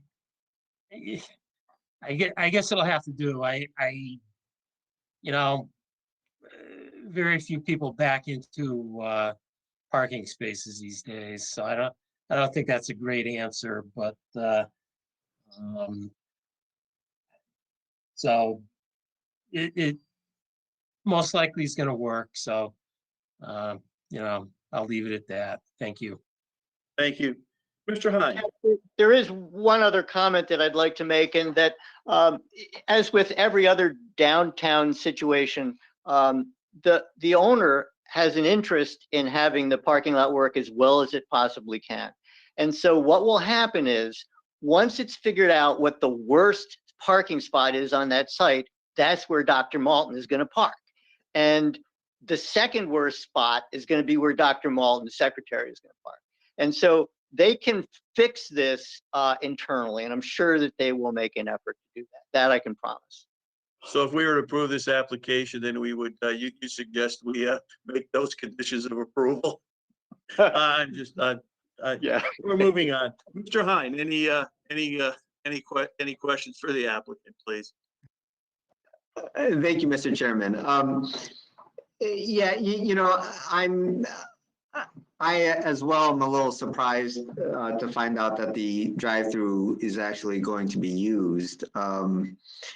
You know, I guess one of my questions would be, given that it is going to be used, is there any plan on putting any sort of like stop lines or anything like that just before the sidewalk? My concern is, you know, sometimes we see them on sites or plans that are not even as concerning as this one, with the drive-through being used and a public sidewalk that is heavily used in downtown. I mean, do you guys have any plan on it, putting any signage or any stop lines or anything like that just before the sidewalk?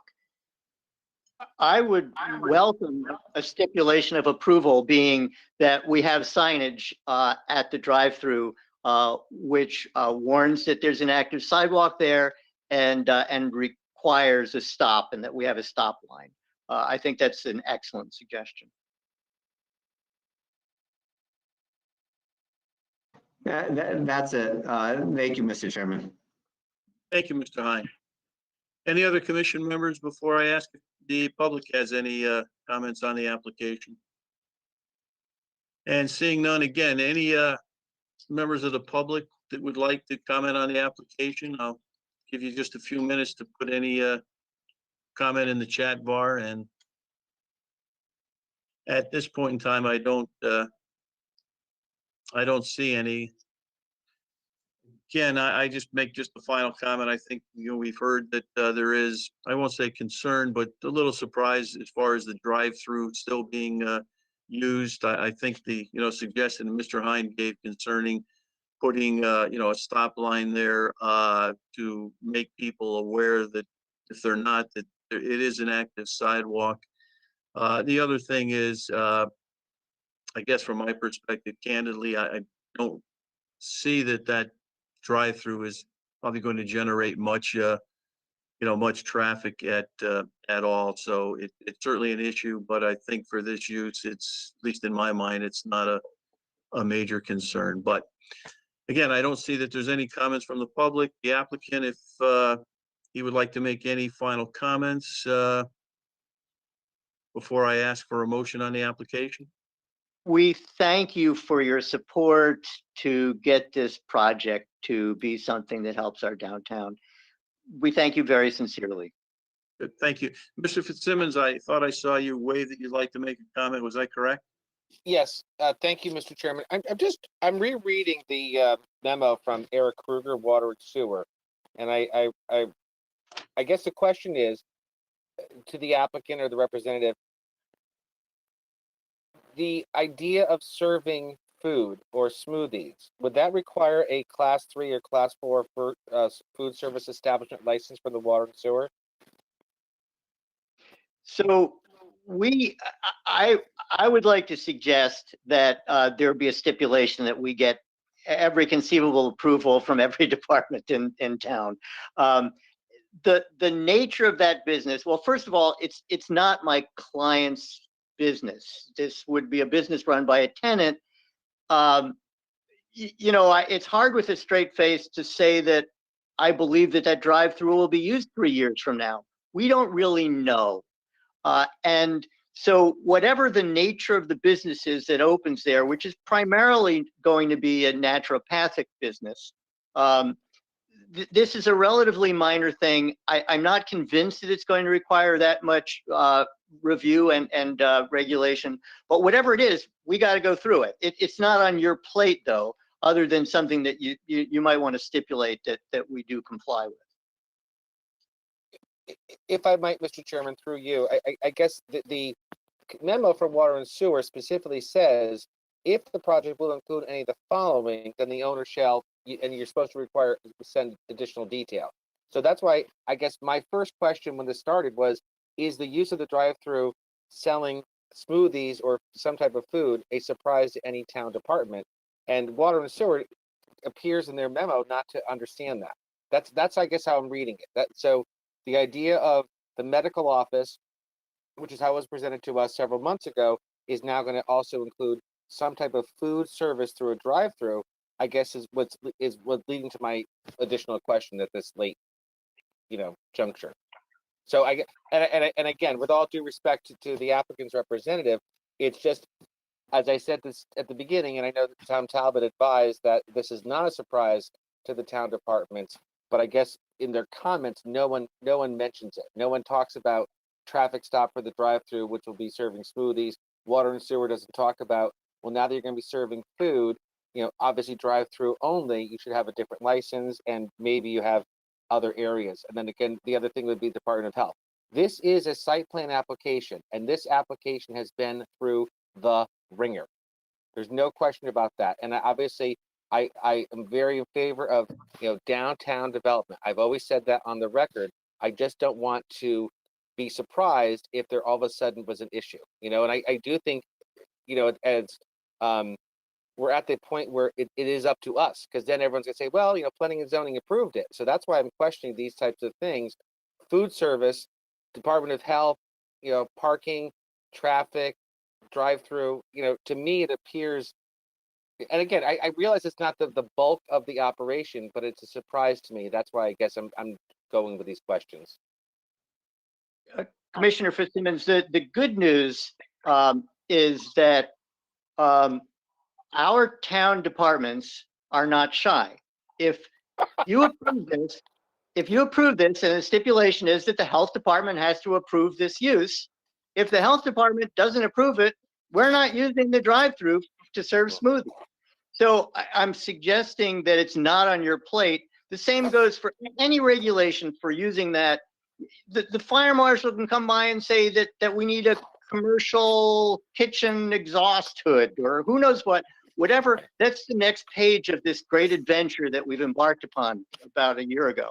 And so that will remain. The thing that you are signing off, though, and you are absolutely right, you are saying that the parking is okay, and that, with the stipulation that we have some signage about leaving the drive-through, that is on your plate.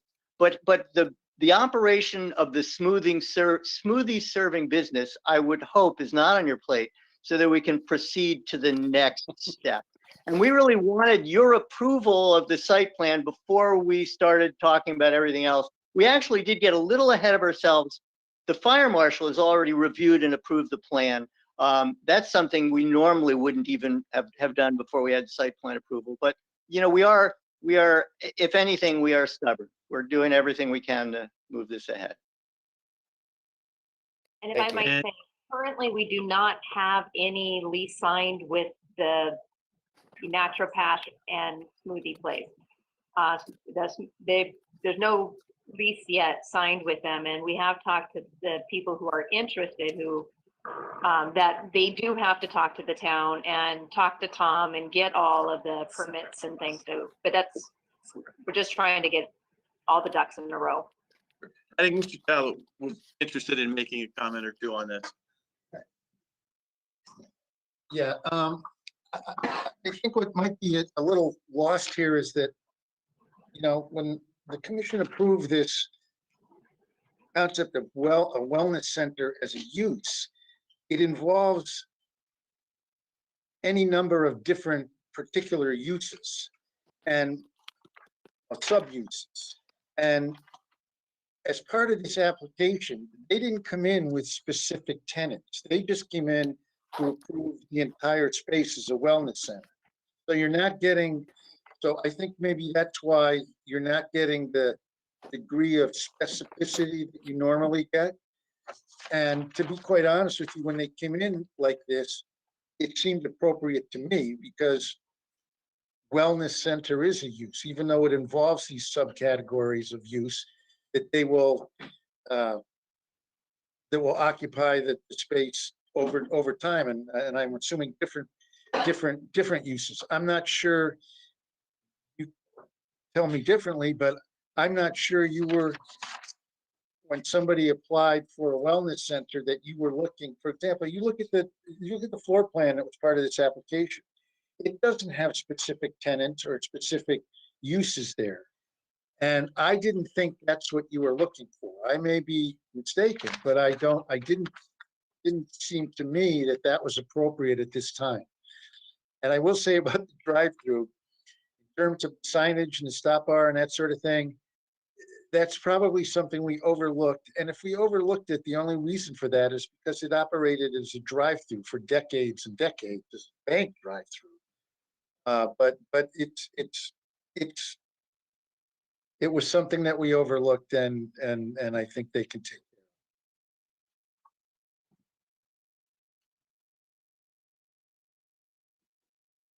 of it. Okay, thank you, Mr. Talbot. Any other comments from commission members? Seeing none at this point in time, if there's no further comments from commission members, Mr. Talbot, I think, has expressed his opinions. At this point in time, I would entertain a motion on the application.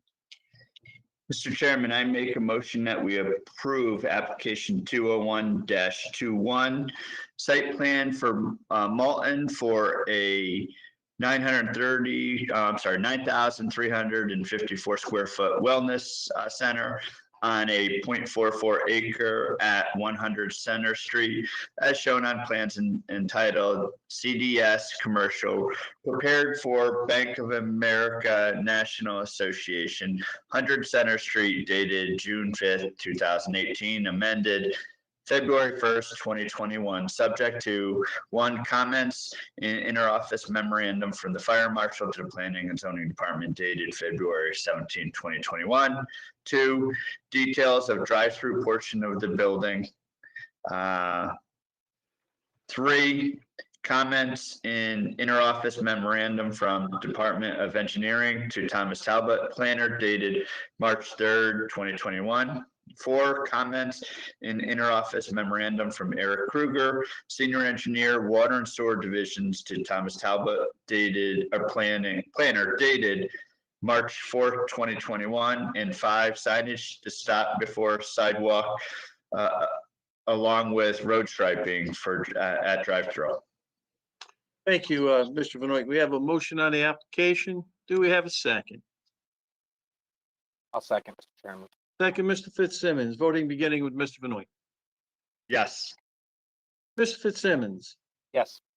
Mr. Cohan, Yes. and Mr. Hine.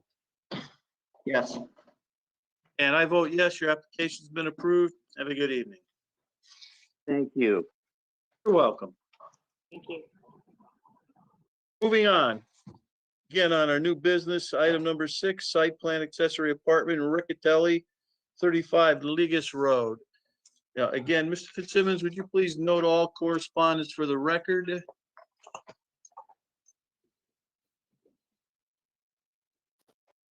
Mr. Chairman, we received correspondence was sent from the Planning and Zoning Office to Dorinda Rickettelli at 35 Ligas Road on February 9th, 2021. Also, comments were received from the Office of the Fire Marshal dated February 11th, 2021. Comments were received from the Town Engineer dated February 8th, 2021. A memorandum was sent by Eric Kruger, Senior Engineer, Wallingford Water and Sewer, to Tom Talbot, Acting Town Planner, dated March 3rd, 2021. I believe that's it. Thank you, Mr. Fitzsimmons. If the applicant would please introduce himself and begin his presentation. I can speak now. Yep. Yeah, my name is Tom Forty. I'm the owner of Construction Solutions. I represent Ms. Rickettelli on this addition.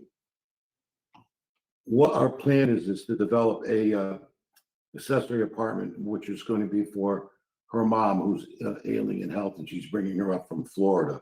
So that's our primary use. I have submitted a site plan, which I believe you have in front of you, with also a floor plans and elevations. That's about all I have to say. If there's any questions from the board. If you could just, I believe there's is it a 4-season porch that is going to connect the house with the accessory apartment? Is that correct? Yes, it is.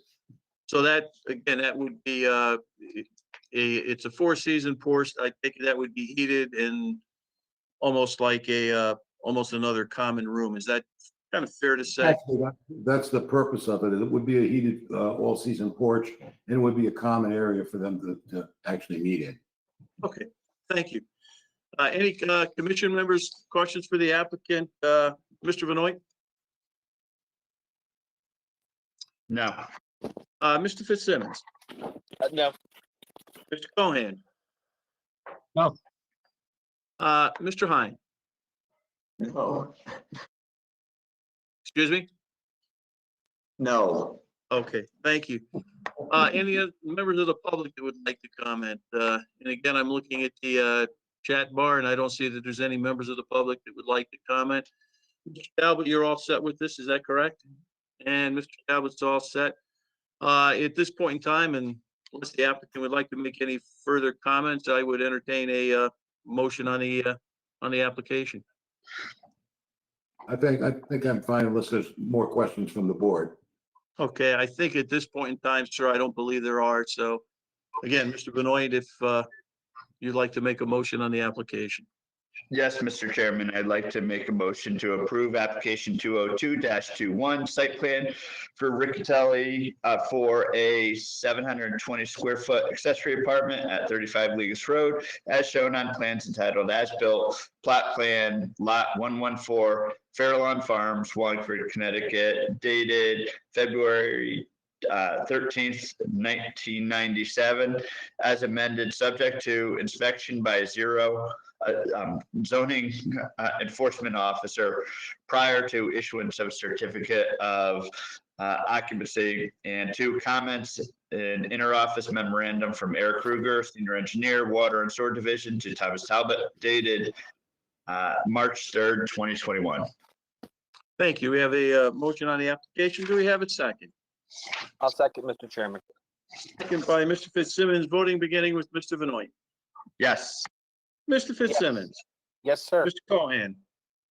Yes. Mr. Hine. Yes. And I vote yes, your application's been approved. Have a good evening. Thank you. Thank you. You're welcome. Brings us up to item number 7, site plan restaurant, a Castico at 866 North Colony Road. And again, Mr. Fitzsimmons, if you would please note all correspondence for the record.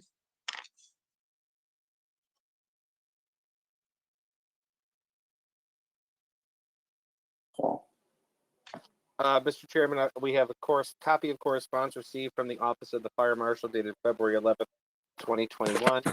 We have correspondence was sent from the Planning and Zoning Office to Armand Castico dated February 11th, 2021. We also have correspondence received from the Town of Wallingford Chief Sanitarian dated February 17th, 2021. We also have received correspondence addressed to Tom Talbot, Town Planner, from the applicant senior engineer Barton Boise. We also have comments. A memo was sent to the Planning and Zoning Commission from the Department of Engineering dated March 3rd, 2021. We also have comments from Eric Kruger, senior engineer, Wallingford Water and Sewer, addressed to Tom Talbot, acting town planner, dated February 26th, 21. And that'll be all. Thank you, Mr. Fitzsimmons. If the applicant and or its representative, please introduce themselves and begin their presentation. Thank you very much, Mr. Chairman, Commissioners, Planner Talbot. My name is Greg Pietzu, and I'm representing Armand Castigo, who is the applicant to convert and make an adaptive reuse of 866 North Colony Road into a Frankie's restaurant. And Mr. Castigo is with us tonight, and he's going to tell you briefly in a few moments a little bit more about the restaurant. I was hoping to first just, I don't know if I'm able to share my screen. I do have a couple site photos as well as our parking layout plan that we have for the commission. Yeah, you should be able to share the screen. If I could though, before you start, Mr. Fitzsimmons, there were some additional items that were sent, and I'm not sure if you. Yeah, I'm sorry. Yes, I just as soon as you said that, Mr. Chairman, I apologize. We did receive correspondence. It was sent Friday. It's dated Friday the 5th, March 5th. It was addressed to Tom Talbot, the town planner, as well as updated comments from the Department of Engineering dated today to the Planning and Zoning Commission. Sorry for the oversight. Not at all. And there was just also one other item. It was just an additional map. The revised plans. Yeah. Good night. Mr. Chairman, Thank you. my application is telling me I need to restart in order to share my screen with you. I don't know if you'd like for me to do that. It'd probably be a 1-minute pause to log out and restart. If you please repeat that. My go-to meeting is telling me I need to restart the program in order to share my screen. So Okay. if I could do that very briefly. Thank you. Sure, absolutely. If you would do that, please. Thank you.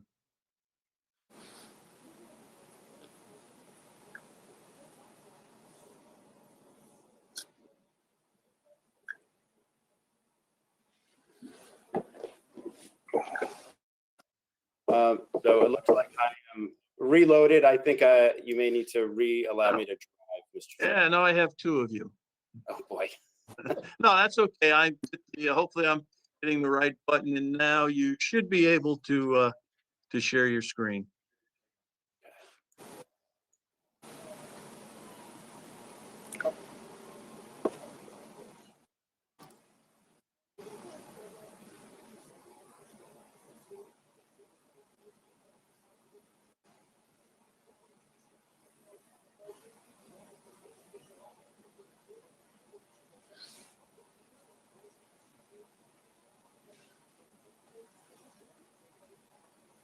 Technology. Let's try this one more time, Mr. Chairman. It keeps making me restart.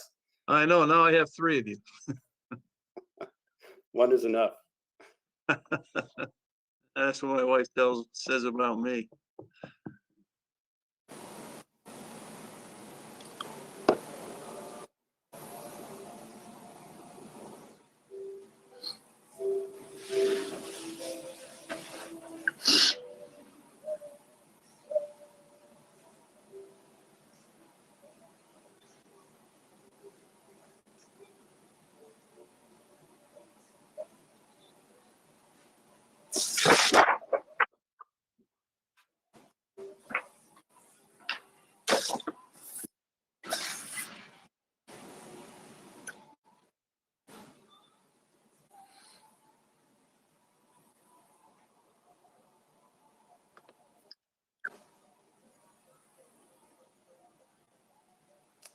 So I'm not yet seeing that I'm able to share my screen. I'm sorry, Mr. Chairman. Okay, let me try. Maybe it's the other one of me. I'm gonna make now number 3 the presenter. Oh, boy. No, that's okay. I'm very sorry. Oh, that's quite all right.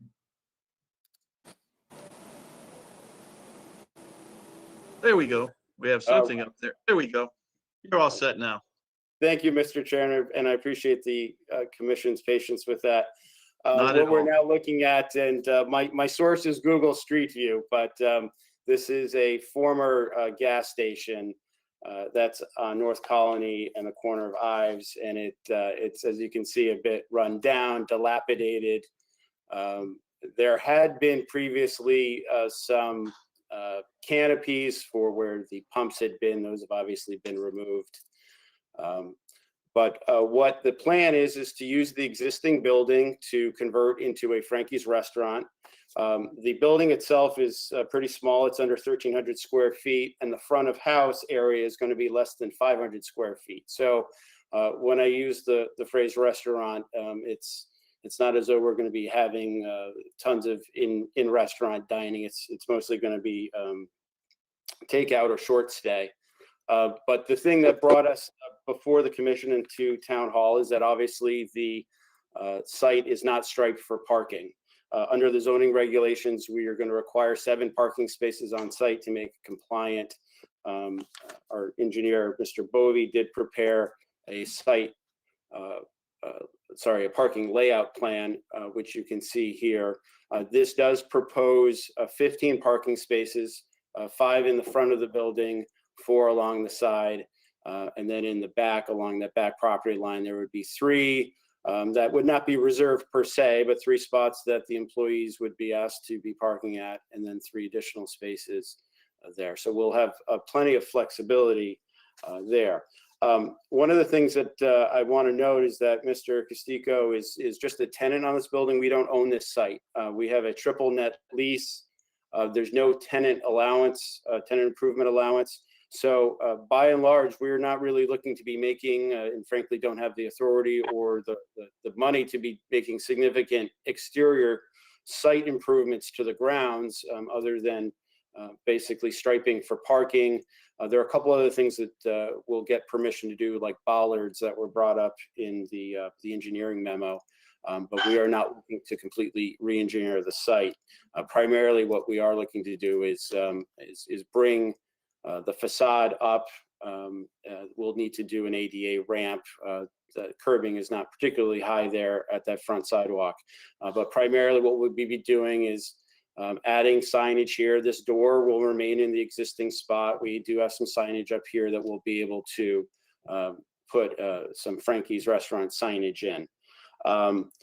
I'll go through it a little bit further, but before I do that, I just want to let Armin talk a little bit about his proposal and his experience in terms of Frankie's restaurants in other parts of the state, and just give you his vision for his adaptive reuse of this somewhat rundown building. Armin? Excuse me, before we do that, I just would like to make certain that you did receive the March 8th, 2021 memo from our Department of Engineering. Dated today, I did not receive that, Mr. Chairman. Okay. Excuse me, Mr. Calviet. I just got it. I just got it today. So we didn't send it to him. All right, after Mr. Castigo makes his presentation, then I guess I would ask Mr. Vanoy if he would just read that memo to the applicant so they're aware of the engineering comments. Okay. So at this point in time, again, Mr. Castigo, if you would please advance the conversation.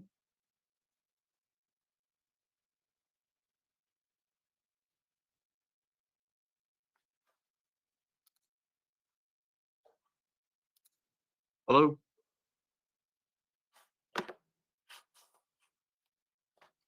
I don't know if Armin.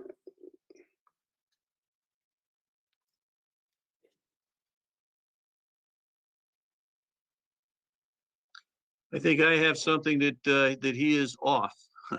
It's noted on the in the chat bar. Okay, I sent him a text message to try to get him get a word. Looks like a screen froze. Yeah. Okay. I guess while he's waiting to come back online, again, Mr. Vanoy, if you would please read the engineering memo that was sent on the 8th to the applicant, if you would, please. Sure, Mr. Chairman. Dear Commissioners, we are in receipt of the following materials for the reference application: proposed parking layout plan by Harry E. Cole and Son, dated February 3rd, 2021, and revised March 4th, 2021. And letter to Tom Talbot from Gregory Pucci. Is it, how do you say that? Pietzo. Pietzo. Yes. Dated March 5th, 2021. We offer the following comments based on the submitted materials: eliminating the future parking spaces in southeast corner of the site addresses previous concerns regarding stormwater and an increase in impervious coverage. 2, this department takes no exception to the following conditions of approval. The application shall coordinate ballard locations at the rear door with the town engineer. A, we would like to note the installation of ballards will reduce the drive aisles to approximately 20 feet. Applicant shall reconsider the use of angled parking spaces in this area. A two-way drive aisle with 90-degree parking stalls is typically a minimum of 24 feet wide. 3, this department takes no exception to the following conditions of approval. The applicant shall coordinate ADA compliant ramp location with the town engineer. If you have any questions or require any additional information, please let me know. Department Thank you, of Mr. Benoit. Thank you, Mr. Benoit.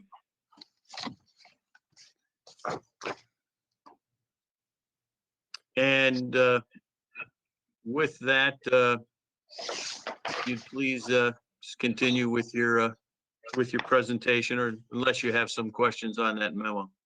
The only thing that I would point out on that, there are existing bollards in the back of the building. I'm just looking at the site plan now. We certainly have plenty of room on the North Colony side of the site to accommodate bollards. You have 29 feet to the property line, and certainly you have some additional pavement on the apron there. So I don't think that that's going to be an issue. I think the only issue may be on the rear of the building if there's a request for bollards there. I'll note that they're already in there. A previous version of the site plan did have a one-way in a counterclockwise direction around the back of the building. I did talk to Mr. Bovee, as did Mr. Castico. We had a three-way phone call about doing the angled parking. He, in his opinion, thought that that was not going to be, his concern was that you would lose some parking there, and that given the fact that the 3 employee spaces were going to be at that western site, that it probably would not be necessary. If with the addition of bollards, there remains a concern about having a two-way traffic aisle at the rear of the building, in other words, on the east side, if the commission would like to reinstate the one-way, we're more than happy to stripe that on the site. But like I said, we already have 24 feet there, so we could go either way on that. Other than that, unfortunately, Mr. Castico is having some audio problems. He had texted me. Can you hear me? I believe he's great, on now. Wonderful. Can you hear me now? Yes, we can, sir. Armand, if you just maybe in a minute or two, very briefly, just introduce yourself to the commission and just give them an idea of what it is that you're planning. Yeah, basically, I mean, I'm just a restaurateur. That's all I've done for 40 years. I opened up Frankie's in Bristol 35 years ago. One of that was went under. I took it over, successfully been there for 33. I successfully moved 3 years ago to Route 10 in Plainville, and been running the business there with one of my sons, and it's doing fairly well. And the building there is 3,500 square feet. This one is very small, but I looked at it. I originally wanted to put a drive-through in there, and I talked to Mr. Tom about it, and he basically told me that would be pretty much impossible. So I did some study on it, and it was not going to work. I decided to still make a nice downsize Frankie's with limited menu, just mostly takeout for the local patrons. I mean, it'd be nice to bring something different to a main street other than all the big chains out there. Like I said, I've been in the business. I'll be working there with my other son. And, this project, basically, I was a little confused about it because I thought, the usage was right and the planning was already there. There was no changes to the site. So it was just basically getting all the town officials from each department to approve their items and move on. It's been 3 months. I've been, I put a lot of money and effort into it. I've already, committed a lot of funds, and I'm kind of stuck right now in a rabbit hole there. Well, the good news, Armin, hopefully tonight we can we get this moving forward for you. I just want to note that we're very grateful to town staff for all of the help that they've given us. Mr. Talbot's been a good resource. I was just brought on board last week, but he did a great job getting me up to speed on this. So hopefully we've been able to give some good feedback. I do note that the fire marshal memo, we don't have any issues with that or the sanitarian. We did review the memo from essentially the comments that were from the Water and Sewer Division. We have no issue with those being conditions of approval. And I believe that the two outstanding issues with the engineering memo from March 3rd, and I think they were addressed in today's memo, were the issue of the bollards and the issue of the ADA ramp.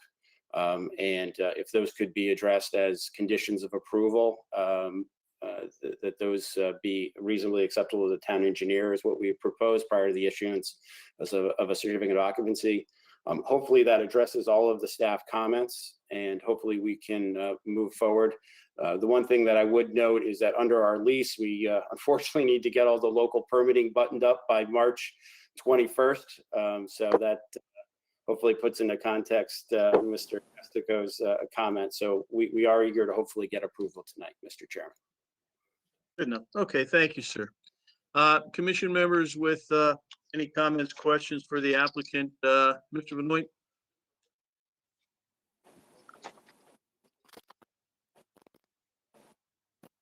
And if you'd unmute yourself. Good. Good, thank you. Mr. Fitzsimmons. Thank you, Mr. Chairman. I've got a couple of quick questions to the applicant, the representative. Are you proposing any outdoor seating? Nothing is shown on the plans. Is that, do you have it at your current location in Plainville, or are you thinking of doing it here? We are not, there's no plan at this time for outdoor dining here. Okay. And have you given any consideration, I've read your correspondence, have you given any consideration to closing any of the 4 existing curb cuts? You have 2 on Route 5 and 2 on Ives Road because it was a very busy gas station. Yeah, we understand that's an issue. I'm a former planning and zoning commissioner, so I understand the issue with curb cuts as well. We did speak with the landlord about that, and that's not something that he's willing to commit to at this time. And unfortunately, our hands are tied on that. We're not allowed to do that, obviously, without the landlord's approval. And so I unfortunately, my hands are tied on that one, Mr. Okay. Commissioner. Yeah. Thank you. And then your description of the place was takeout or short stay. What type of dining would be inside? How many would be seating in the inside? I don't, Armin, do you want to pipe in? As I recall, maybe 4 or 5 tables inside. Yeah, I can answer that. I mean, the place is limited capacity. So basically, there's 1 handicap bathroom where we're going to go with the recommendation of keeping it under 15 people. So there'll be basically a table for, 12 seats or so, and mostly, takeout service for the local businesses in the area. Okay.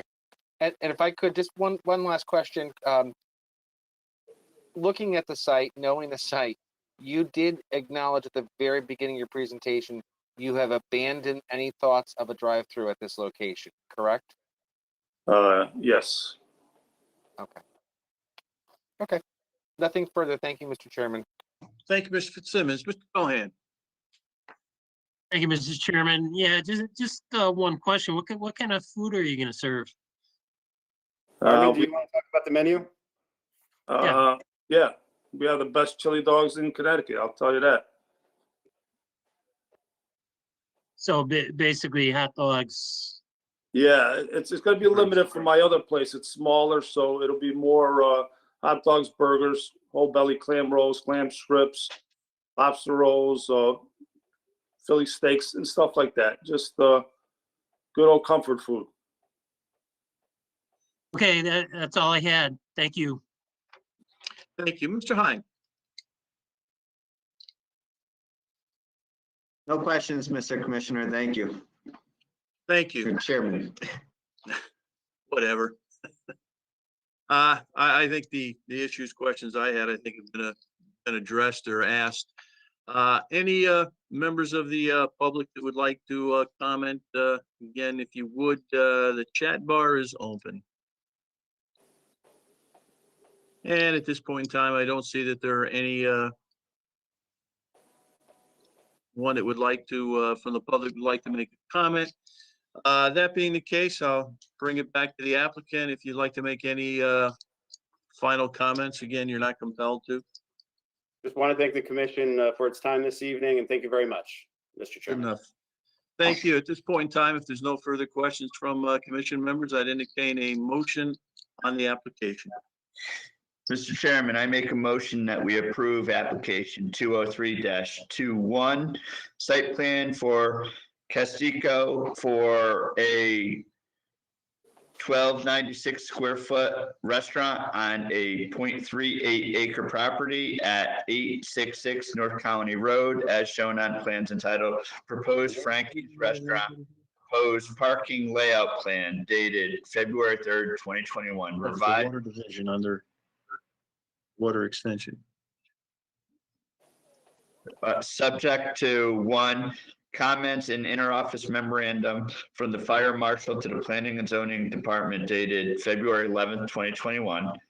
2, comments in letter from Thomas Talbot, planner, to Armand Castigo dated February 11th, 2021. 3, comments in interoffice memorandum from Eric Kruger, senior engineer, water and sewer division, to Thomas Talbot, planner, dated February 26, 2021.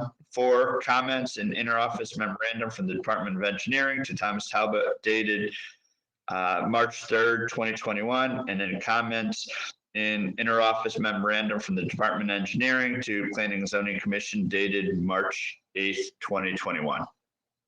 Thank you. We have a motion on the application. Do we have a second? Second. Second by Mr. Fitzsimmons, voting beginning with Mr. Benoit. Yes. Mr. Fitzsimmons, Yes. Mr. Cohan, Yes. Mr. Hine, Yes. and I vote yes, your application's been approved.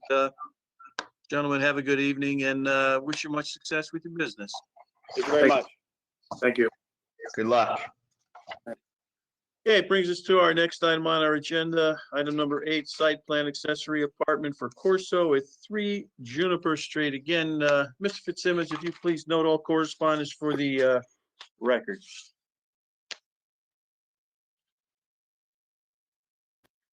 Mr. Chairman, correspondence was sent from the Office of Planning and Zoning to the applicant Joseph Corso on February 9th, 2021. Correspondence was received in the Planning and Zoning Office from the Office of the Fire Marshal dated February 11th, 2021. Also, comments were received from the Town Engineer's Office on March 3rd, 2021. Comments were received from Eric Kruger, Senior Engineer, Water and Sewer, dated March 3rd, 2021.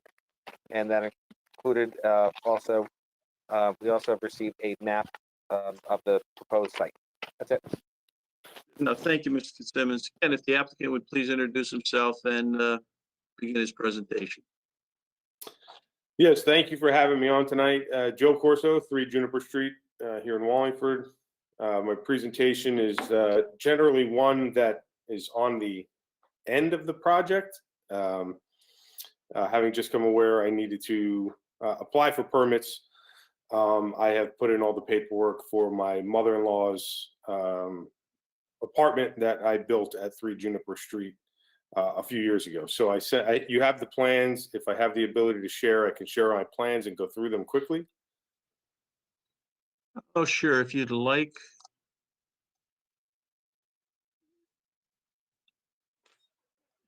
And again, if you'd like, once you're able to, just make a quick presentation. I think that would be all that we would need.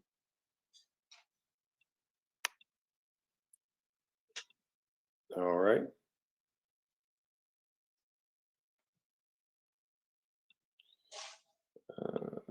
Let's see.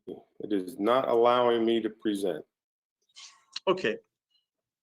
So I can talk to it. Yeah, very if you would quickly. just give us a brief overview, sir. That would be great. Sure. So if you look at the front of the house, the picture that I shared with you, generally to the left is where the in-law kitchen and living room went. It was a 3-car garage. It is now a 2-car garage. I took a garage and a little bump out to make into the in-law. Only addition was really a sink for the plumbing side. I've talked with Mr. Kruger. And he will eventually obviously be coming out to just assess water pressure. But like I said, the only addition we added was one sink, a dishwasher, and a fridge with an ice maker. Other than that, everything was already existing. No real additions that were needed. There were major plumbing fixtures, and it's a generally small in-law addition. Thank you. Commission members with any questions for the applicant? Mr. Benoit? No, Mr. Chairman. Mr. Fitzsimmons? No, Mr. Chairman. Mr. Cohen? No questions. Thank you. And Mr. Hine? No questions, Mr. Chairman. Thank you. Thank you. And again, any members of the public who would like to comment, again, I'm looking at the with the chat bar, and I don't see anyone that has an interest in making any comments. I take it, sir, you've completed your presentation. So with that, I would ask for a motion on the application. Mr. Chairman, I make a motion that we approve application 204-21 site plan for Corso for a 431 square foot accessory apartment at 3 Juniper Street as shown on submitted plans subject to inspection of the zoning enforcement officer prior to issuance of certificate of occupancy, and 2 comments in interoffice memorandum from Eric Kruger, senior engineer, water and sewer divisions, to Thomas Talbot, dated March 3rd, 2021.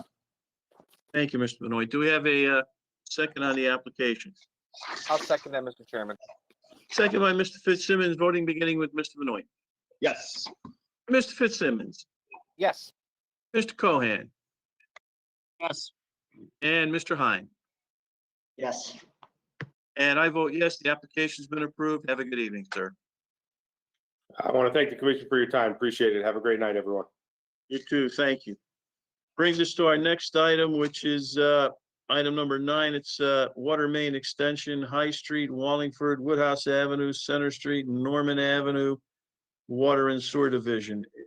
And Mr. Talbot, I guess if you'd like to give just a quick overview as far as what we have.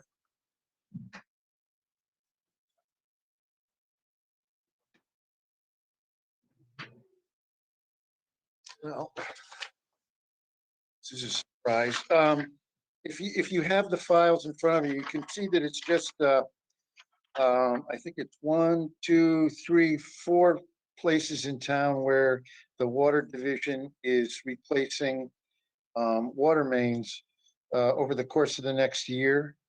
We don't have any information concerning why these particular water mains are being replaced. But Connecticut General Statute 824 requires that any improvement like this that the public utility or the local utility makes, it requires an approval from the I think it's the Planning Commission, actually. And what you're, as you probably know, you're verifying that it's in line with the town's plan of development. That's really all there is to it.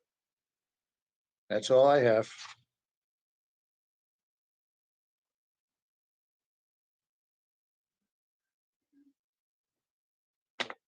Did anyone have any questions for Mr. Talbot? I'm sure he'd be very anxious to answer them. I think what's being presented is fairly straightforward. So unless anyone has any specific questions, I'd entertain a motion on this request. Mr. Chairman, I make a motion that we approve the water main extensions on High Street, Woodhouse Ave, Center Street, Norman Ave, for the water and sewer division.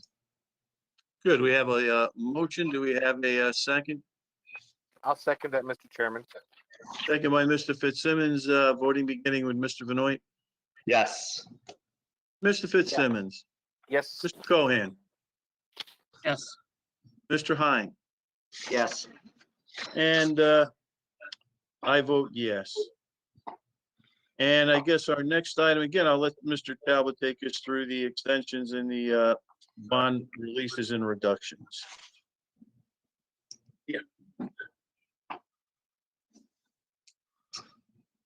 Okay. All right. Number 10, the special permit dealers and repairers license for 70 North Plains Industrial Road. They've asked for a 2-year extension for some reason, but given that the original special permit would have expired, actually, I think it expired in December, but 2 years would bring it to 12/15/2022.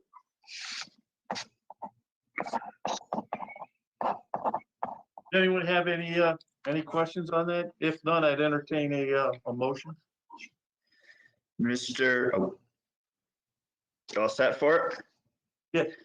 Mr. Chairman, I make a motion that we approve a special permit application 414-15, dealers and repairers, Cariati, 70 North Plains Industrial Road, an extension of 2 years, expiring on December 15th, 2022. We have a second? I'll second. Second by Mr. Fitzsimmons, all in favor? Aye. Opposed? Abstentions? Carry on, Mr. Talbot. Okay, you have 3 bond release requests. Number 11 is a yes, number 12 is a yes, number 13 is a no. So if you want to make a motion for the two approvals, want to sit back down?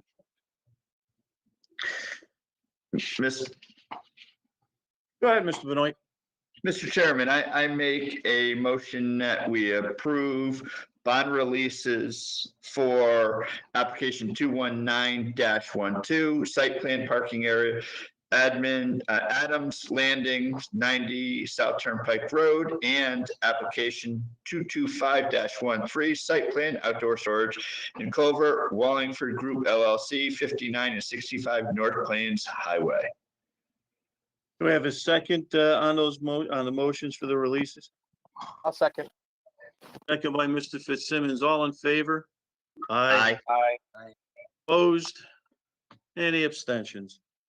Okay, moving on, we have the administrative approvals. I believe everybody's familiar with those.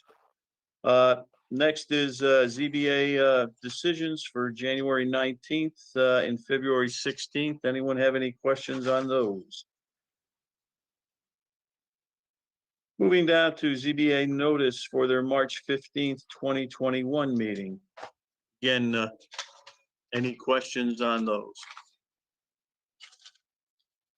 And taking us now to our zoning enforcement log. Again, questions that someone may have on that. And I don't see any, which brings us now to the next to last item on our agenda is a discussion on food truck regulations. I think we had, very brief discussion on this maybe a meeting or two ago.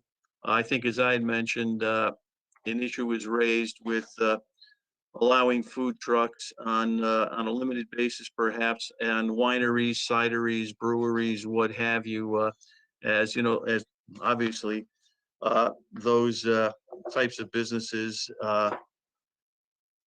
are in the business of selling, alcohol-related beverages, and there's very limited as far as what they can do under our regulations as far as selling food. And most of that, I believe, is just prepackaged food.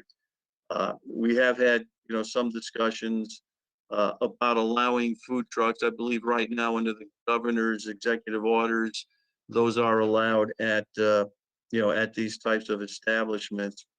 So what I was looking for, I know we have some information was given to us that's dealt fairly extensively with food trucks and within our regulations, but I think at this particular point in time, unless people disagree, I'd like to focus more on the idea of the food trucks for, the wineries, allowing them for wineries cideries, those types of businesses. So I know there has been some, some information that's been given to us by Mr. Talbot, some suggestions, also comments from our corporate counsel, Attorney Small. So I guess I'd open it up to just general discussion from commission members as far as how we'd like to go. And I don't know, even before we go that, if Mr. Talbot, if you'd like to make any just general comments. No, I wrote these a while ago, so whatever direction you guys want to go in. So you're taking the Attorney Farrell route. No, oh no, I'm ready to do whatever needs to be done, but you just need to tell me what to do. All right. I'm not asking you to do what I'm supposed to do. No. I'm not doing that. All right, thank you. So again, at this point in time, I'd look for some general comments from commission members as far as how people would like to perhaps proceed with this. Anyone, everyone, somebody? Ms. Fitzsimmons. Mr. Chairman, I would agree. I mean, it makes sense for us to revise them in light of this information. I mean, we had it on the regs for some time, but I think we do need to fine tune it for the wineries, because I think that's where I would that's where I think they'd express some interest. So I don't know. I don't know if it's in this forum, if you want to do a workshop, or if you want to just put it on for next month with changes, or did you want to get into it right now? But I would agree, in light of the comments from the Corporation Council and Tom's draft, that some changes is warranted. I guess from my perspective, I guess I like, because I think we want, wineries, the breweries, the cideries, those businesses. I would like it, or my suggestion would be at this particular point in time to have just a general discussion about that, and then we can give Mr. Talbot some guidance as far as how he could perhaps craft some change to our regulations for those specific entities, and then have a further discussion, a workshop perhaps on more of the broader items that Attorney Small put in her memo to us, as well as the issues, because I think Mr. Talbot, in looking what he's given to us, I think he's given us a very thorough review of our food truck regulations and what we should at least discuss and consider. So that would be my approach. Mr. Talbot, you were going to say something, or? Well, I don't want to interrupt, but I thought, as I said, I put this together many months ago, and I haven't really spent much time with it. So if what you're looking for, the specifics in respect to wineries and breweries and that sort of thing, I know it's in here, but I'd have to go back through here and break that out for you and maybe give that to you for the next meeting, and then you could go from there. Does that sound like a reasonable suggestion?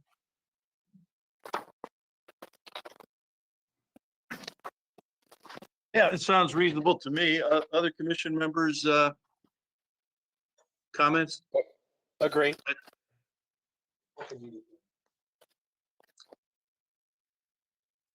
Mr. Cohen, I see that your mic's on.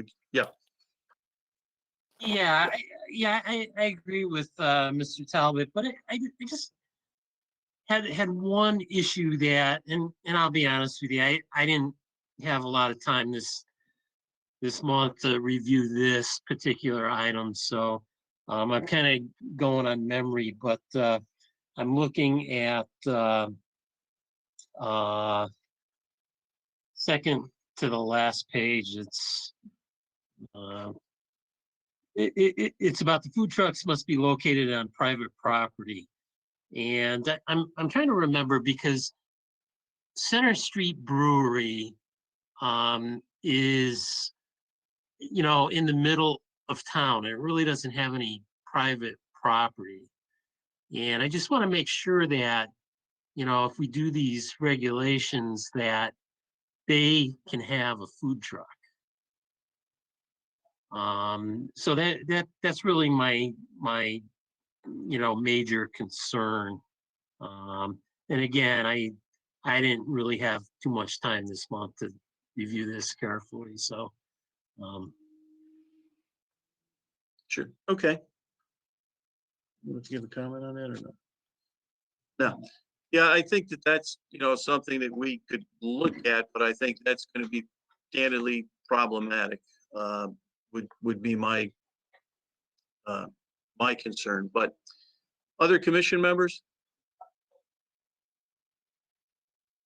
Seeing none, Mr. Talbot, do you feel you have enough direction here? Oh, yeah, full of direction. Yes, yes, I do. And if anybody has any, Yeah, if, I guess Mr. Talbot indicated if anyone has any, call the office. any other further comments that they would like to make or suggestions, he's certainly, available, flexible, willing, able, anxious to help. Is that correct, Mr. Talbot? I'm saying anxious. Well, you could take anxious in many different ways. I know.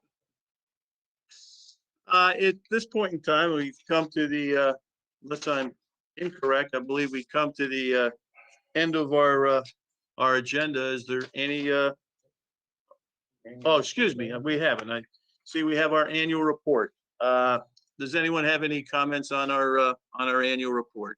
I know I'm looking at Mr. Benoit. He seems to be very anxious. No comment. Anyone have any comments?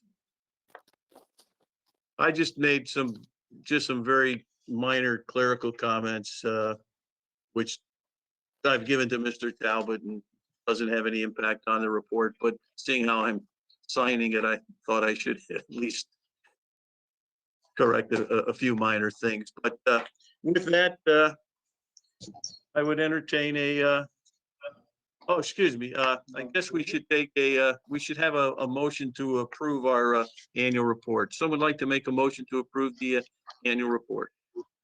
Mr. Chairman, I make a motion that we approve the 2020 annual report. Do we have a second? Second. Second, Mr. Fitzsimmons, all in favor? Aye. Aye. Aye. Any opposed, any abstentions? At this point in time, then I'd entertain a motion to adjourn. Mr. Chairman, I make a motion that we adjourn the Monday, March 8th, 2021 Wallingford Planning and Zoning Commission meeting. Do we have a second? Second. Second by Mr. Fitzsimmons, all in favor? Aye. Aye. Any opposed, any abstentions? We're adjourned. Have a good evening, gentlemen, and thank you very much.